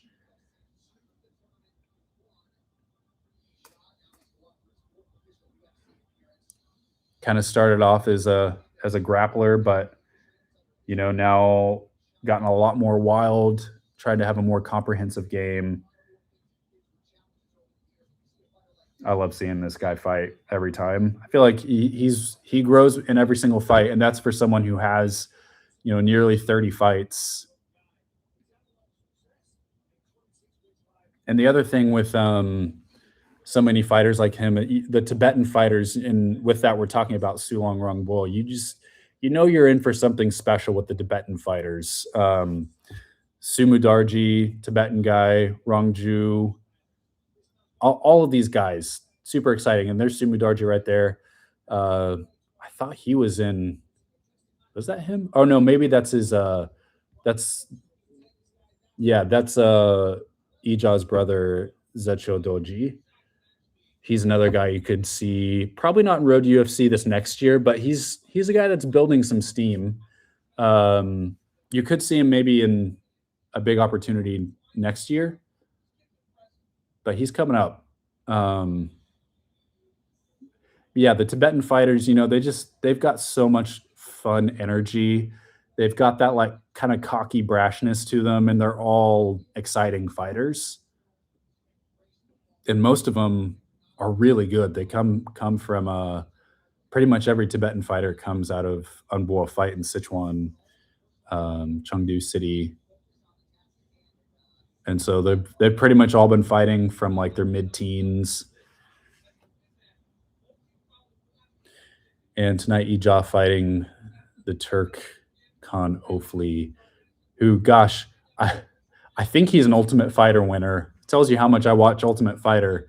I couldn't tell you if this guy won the Ultimate Fighter or he was on the Ultimate Fighter. I don't know what season we're on, and I have not watched the Ultimate Fighter in like close to a decade. I think the last season of Ultimate Fighter that I watched in its completion was the flyweight season with Tim Elliott, and where the winner got the title fight against Demetrius Johnson. That was a concept that really interested me, but since then it has not felt unique to me. There has not been something that like stands out about Tough to me.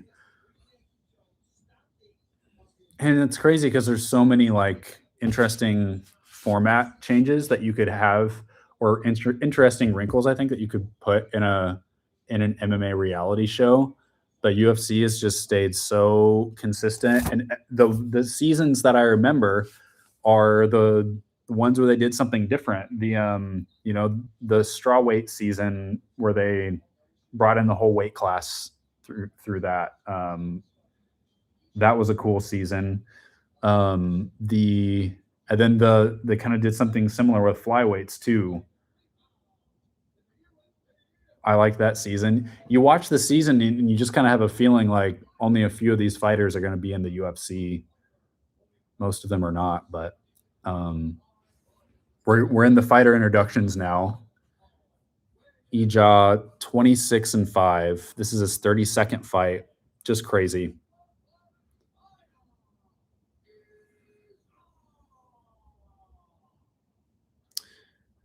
Man, yeah, hearing that news about UFC going back to Macau for 3 straight days of fights, that definitely gets me excited. And I was not the first. There were some folks on Chinese social media that noticed this, but of course I posted that on English social media that UFC is going to be going to Shanghai end of August for a UFC event, and then the Road to UFC semis as well.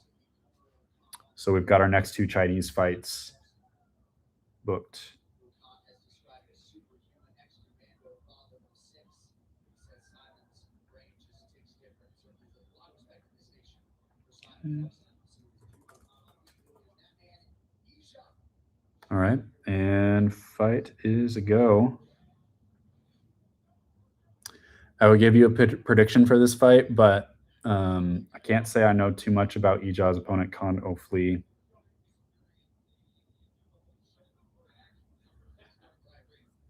So Connolly was preaching fighter IQ and fighting intelligently. Certainly, Yizha as he lands.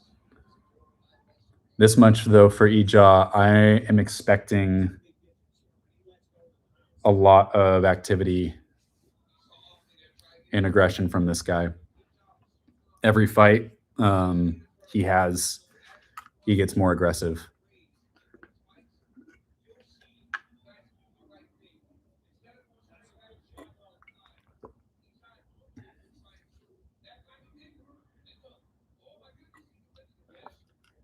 There you go. Good hips from Yizha.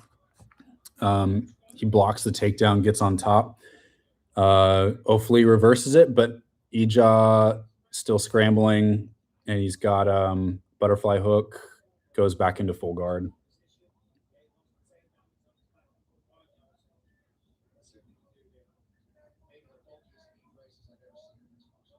Yeah, he's got some big old knee braces on. Khan Ofli stacking them. Going to try to land some punches from the top position. However, we're right in front of Yizha's corner.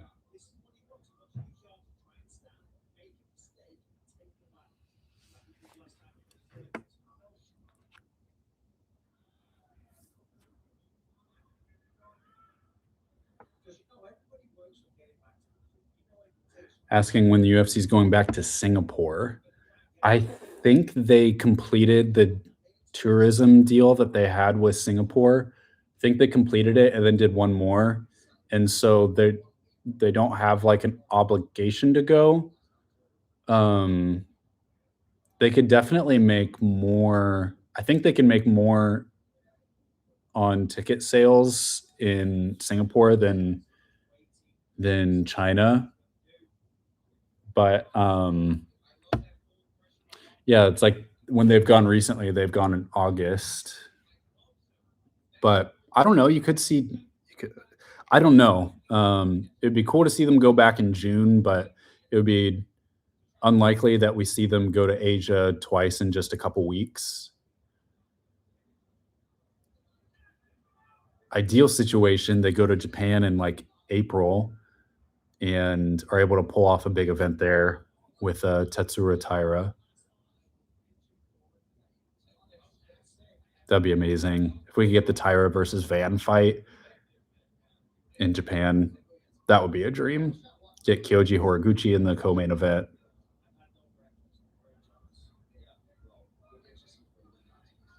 Khan Ofli throwing some body strikes, some knees and punches.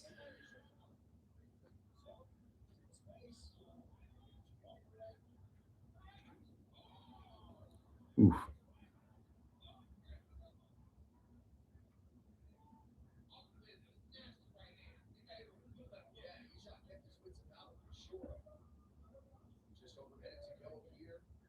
Yeah, Yizha clipped by a big right hand from Khan Ofli.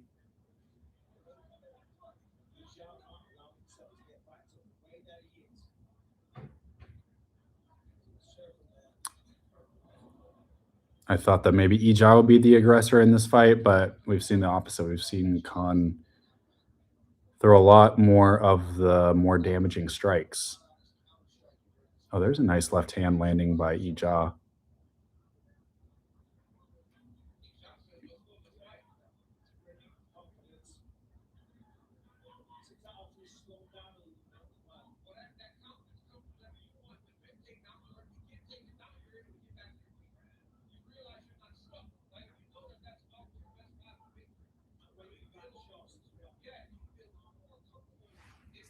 asking about if I mute posts in on Twitter. Oh, you have no idea how many people I mute on Twitter.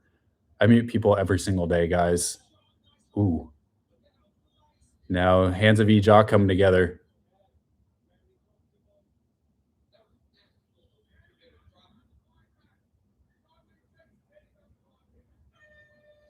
Yeah, good round for both guys. Had some moments, some great matchmaking, that's for sure. Probably a Khan Ofli round, and there's that like nice straight right hand from Ofli, just going right into the side of the temple of Yizha.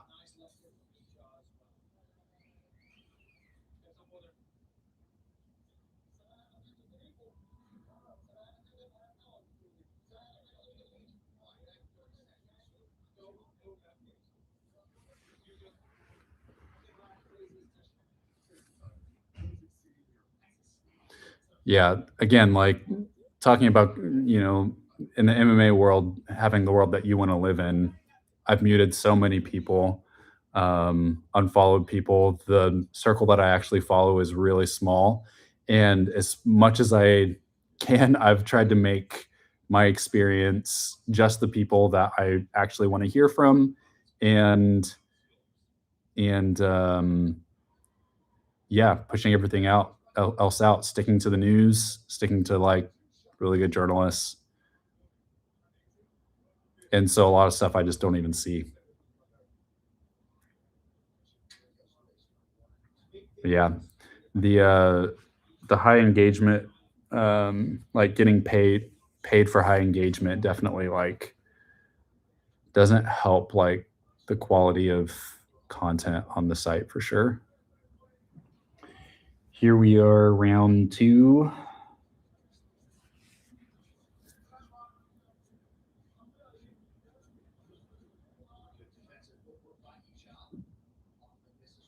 Oh, hopefully throws a leg kick. He gets caught. I was looking at the leg kick. I didn't see what he got hit with that he went down, but that is a very significant moment in this fight. Ija now trying to ride the back of Ofli. Now they've separated, but Ofli with his back to the cage. Oh, nice left hand right down the middle for Ija. Goes for it again. Can't do it too many times, brother.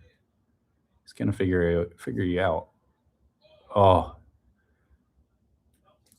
oh, grabbed him by the neck and then just slung him right into the cage wall.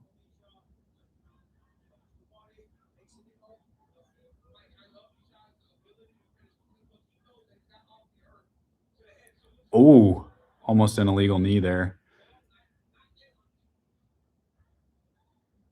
Khan threw a kick, caught by Ija. Now it feels like Khan's just like a step behind.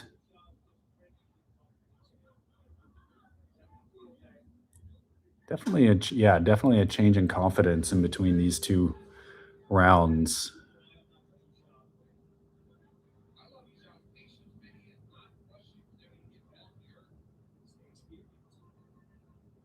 Daniel Cormier commenting on Ija's patience and even like watching the way that he's breathing.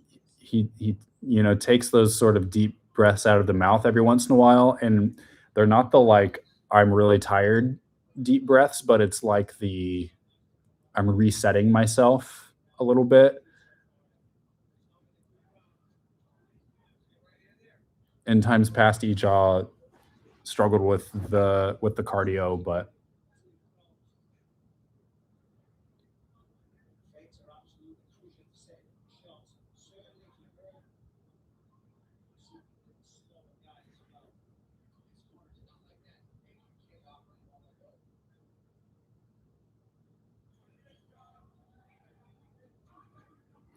uppercut attempt by Ija.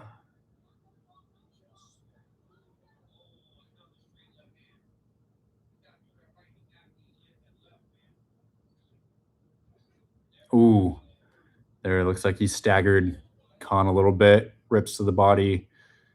Khan on his bicycle. Oh, nice left hook drops Khan. Now Ijaw's just flowing. The combinations, they're all coming. Khan goes for that desperation, I need help kind of takedown.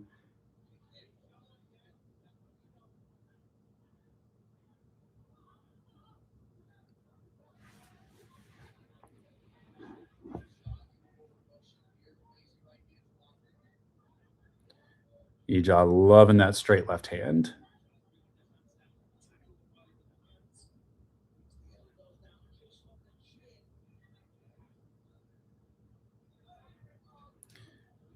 Sometimes he will sometimes throw it with like a leading right hand, but man, but he just keeps landing it. I keep saying you can't just throw that naked straight left over and over again and not expect to get countered at some point, but man, he just keeps landing it.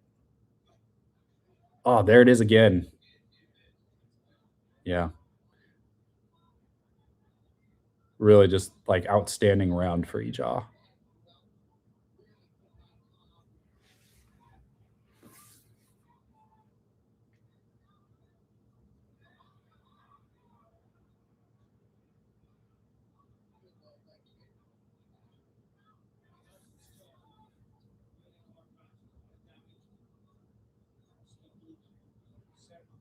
He's really just got Khan frozen in his tracks. I mean, look at the way that Khan is fighting. He is not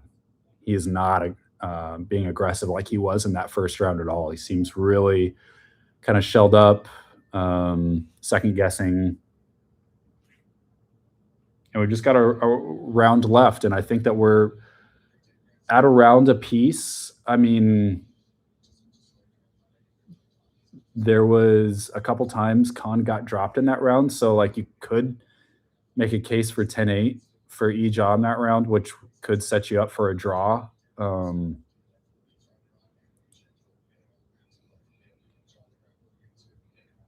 but yeah, so interesting fight. So asking about what I do for my main job, I work in tech and production, actually at my church, and I kind of it's a little bit connected to what I do here, and that not on like reporting or anything to do with sports, but like um, managing kind of like what's on screens, what's seen through cameras, like managing the cameras in the building. We don't actually live stream. It's all in house, but we do like record things, and we have like pretty like it's a very like clean recording that we have, and so yeah, anything with like helping teachers to prepare visual aids and every once in a while just random tech and production kind of stuff, but it's a good time. It's been a real gift, and the people that I work with have made the job like really special. I could do anything. I could literally like shovel poop and work with those people, and it would be an amazing job. So here we go. Starting round three, low kicks from Khan.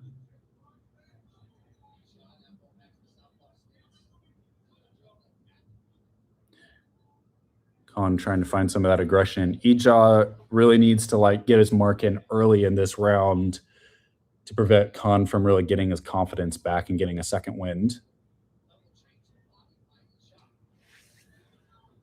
Body kick blocked by Yizha.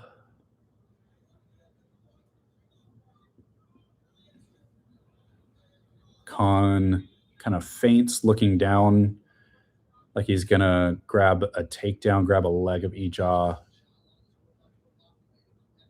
Nice body shot from Yizha.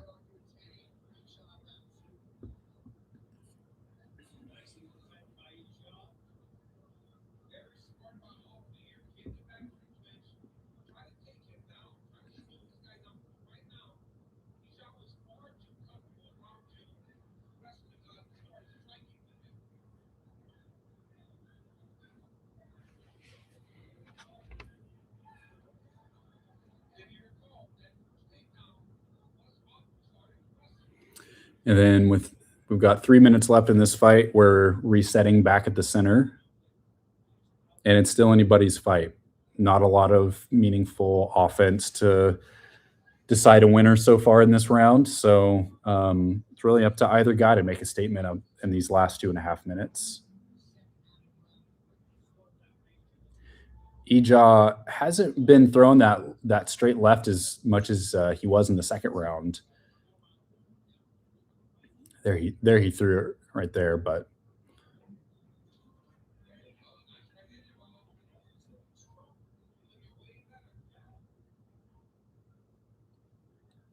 yeah, you got to keep if you're Yizha, you got to keep the pressure on Khan to prevent him from getting his legs back under him because Khan he's going for the takedown. He's not backpedaling like he was in the second round, so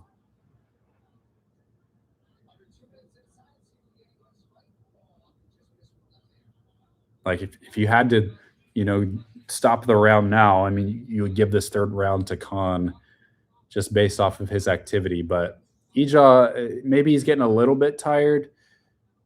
He's throwing that left hand, but it doesn't have the precision and that just like straight down the pipe direction that he was throwing it in that second round. There he threw it again, but it was blocked. Khan moves his head out of the way. Bad idea to coast for Yizha. Absolutely. I mean, this is where the result of the fight is being decided right now.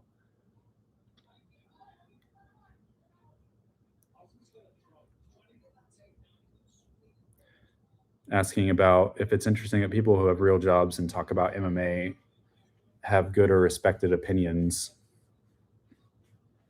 Well, I think you'll find that when your income does not rely on your ability to entertain and keep an audience, then it's you don't have the pressure to create something out of nothing. Um, ooh, nice elbow there from Khan.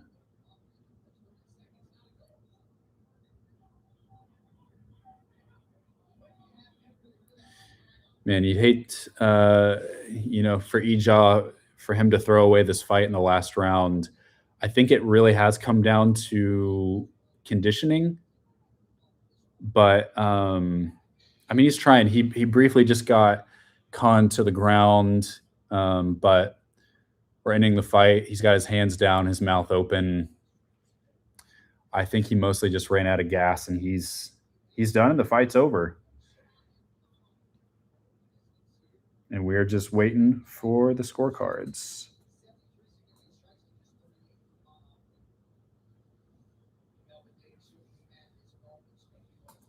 I don't know if I said this, but I'm also putting in results for Tapology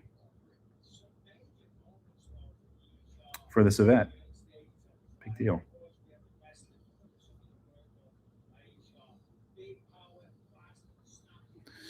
I think that this fight's going to go the way of Khan. I think he's going to get a 29-28 decision, but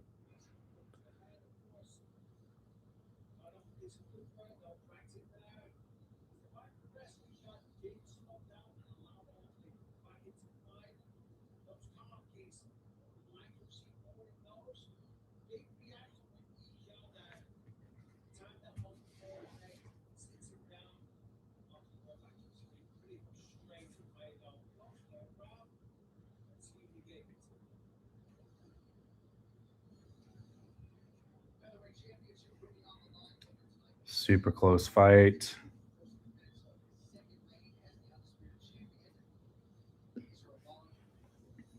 Oh, you're asking me about the Michael Morales stuff on Tapology.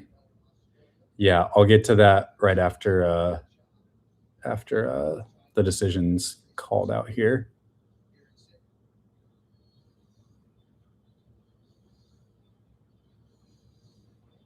We got Buff in the cage. Here we go.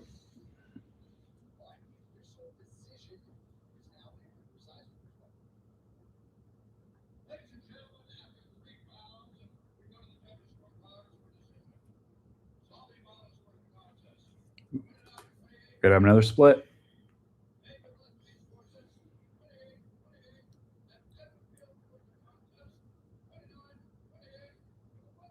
Majority. Yeah, it's Khan. So one judge had it 28-28. So they scored the second round as a 10-8 for Yizha, and then the other two rounds 10-9 for Khan, and then the other two judges had it 29-28 for Khan.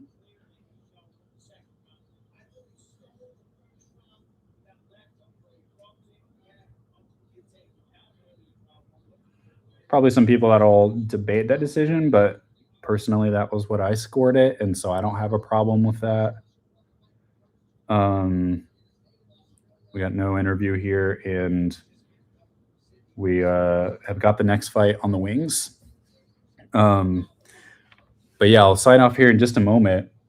And this has been great. I've really enjoyed getting to have this outlet and kind of get. I've always wanted to do a Road to UFC live watch along, but usually there's so many other things that I'm trying to do. You'll notice I haven't been like furiously posting like I have. But yeah, the Michael Morales stuff with Tapology, in part, I was not at the center of that. I had no influence on that whatsoever. That's out of my region, and so I didn't research into that. But what I took away from that, like the reality is like even your best record keeping company is going to they're going to find fights for fighters that were undiscovered.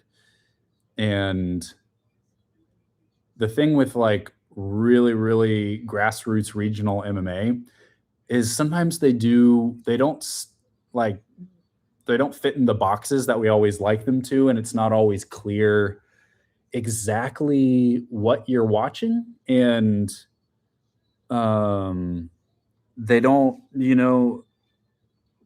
they don't always differentiate super clearly between exhibition, amateur, and pro.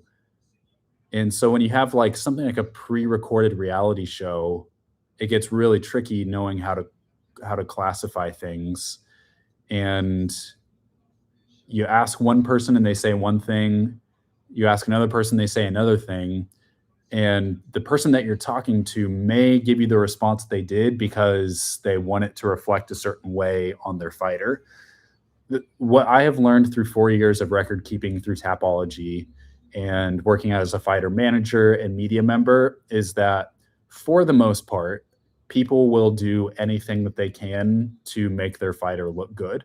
And if there's something that doesn't make their fighter look good, they either disappear, or some people, if they don't have integrity, will try to fudge the numbers and change reality. And so it gets really hard to know who to trust. And you sometimes have to have multiple opinions on things. It's almost like there's a little bit of an element of journalism involved. And I've had multiple situations where it's like, okay, I have these fights with these weird rule sets. Now, what do I do with these fights? Like, do I classify them as pro? Do I classify them as amateur, mixed rules, exhibition? What do I do with that?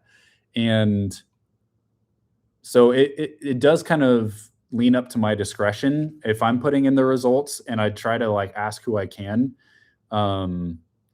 But yeah, overall, like it's tough, and we're not going to get it right all the time. And it sounds like they did a lot of homework ahead of time, but maybe just we're lacking a few opinions there. I don't actually know what the process was with Tapology qualifying those fights, adding those fights to Morales's record, one that was a loss. I don't know what the right call is there and what the process they followed, but I do know that Tapology is extremely, extremely meticulous. And if they have to err on the side of caution, they'll err on that side rather than just like adding like stupid crap to someone's record that isn't really serious. And so, and I really respect that. And I would rather have that than anybody just being able to like add whatever they want to their record, because they have a reputation to maintain. and that has not changed at all since I've worked at Tapology. And so I say all that. I don't I don't think Tapology was in the wrong there. I think that they did the right thing and that they they kept getting evidence, and then eventually they decided to make the hard call and actually reverse their decision, which I think was probably the right call. Obviously, I'm not familiar with Latin American MMA on the regional side of things, so I didn't really have a strong opinion either way. But man, like I mean, even right now, there's an event. I put in fights from the Chinese regional scene, like historical fights, every single week. Every week, I'm finding more things. I'm having people reach out to me, fighters, people being like, "Hey, you don't have this one," and I add it. Um, there's an event that I'm putting in now where it's like it was a tournament, and the first round of the tournament was the rules were the same except the fighters were wearing shin pads. And then for the semifinal and finals of the tournament, they didn't wear shin pads. And so, what do you do with that? Do you qualify that as an exhibition? You can't qualify it as amateur because that's not where the fighters are in their career. They've all had pro fights already. And so, how do you handle that? My leaning would be to say that's an exhibition, but because I've yet to see a pro fight that is qualified as such, where uh, athletes wear that kind of protective gear, and it can't be custom rules because it's the same rule set otherwise, and so same round time. So you get into these really tricky situations on the regional scenes, and so it makes sense to me that there's going to be high profile cases like this that have some confusion, and I don't think that that's something that takes away from the site at all. Especially as they handled it like they did. At first, they added them, but then as they got more evidence and information, got more voices able to speak into it, they realized yes, it was in fact exhibition fights, and so yeah. That's kind of my take on that whole situation. I don't even know if that was your question. Um, yeah, I mean, I do think Tapology's gotten more active on social media over the last year or two, and that's their decision. In one way, I think it's good because it allows for a greater level of transparency and for things that are require clarification. I think it is good to have that transparency. That's part of the reason why I'm like I feel like I'm pretty transparent with working there. I think fighters should be able to know who it is that manages the records and be able to have an open line to them. And if there's, we see this with judges. Judges often just do what they want to, but there's no accountability. I think it's good for a records company to have that kind of accountability. And so, in a sense, there, I mean, it's up to them if they feel like it helps them to connect to fans better. I don't feel like they're being over the top or unprofessional in any way, but yeah, you're asking about the Jong Suarez fight. I mean, yeah, that was a great event. Honestly, you're gonna hate me for saying this, but like, I think I had something else that night, and so I had to watch the results. I had to get the results later, so I didn't actually get to watch that event. But I mean that was one of the last really interesting, really interesting strawweight fights for sure. Um, and I think there's always a fan base around any fighter that gets really into things and is separated from reality, but it's definitely not the majority of people feel that way. And so you're gonna have people say wild things about either fighter, and um, but all the respect to Suarez, all the respect to Jong. I think both are fine people, and look forward to seeing what's next from Jong. I'm guessing it's got to be the Dern fight, right? I mean, that feels like a fight that if it happened a year ago would have been a little bit of a meh kind of fight, but now that it's Zhang getting the belt back, which she never lost, but it still does have that narrative. Makes it a little bit more interesting. So I'm looking forward to hopefully that fight. Man, we'd love to see that in the summertime. Fingers, I mean, can we please? We're on the Paramount era now. Um, can we put that fight as the main event at the UFC Macau event? What would be the harm in that? Let's do it. Okay. Well, this has been really fun, guys. I don't know when I'm going to be on here again. I've got a couple videos in mind, some that I'd love to record in the next couple weeks. Um, and I had a couple interviews in mind that I wanted to do for Road to UFC, but we'll see if I kind of dependent on some of the winners tonight, and I don't know where that kind of leaves things. So yeah, we'll see. But you'll be seeing more from me on the YouTube channel. And I thank you for all of you that tuned in. Until next time, I'll see you later.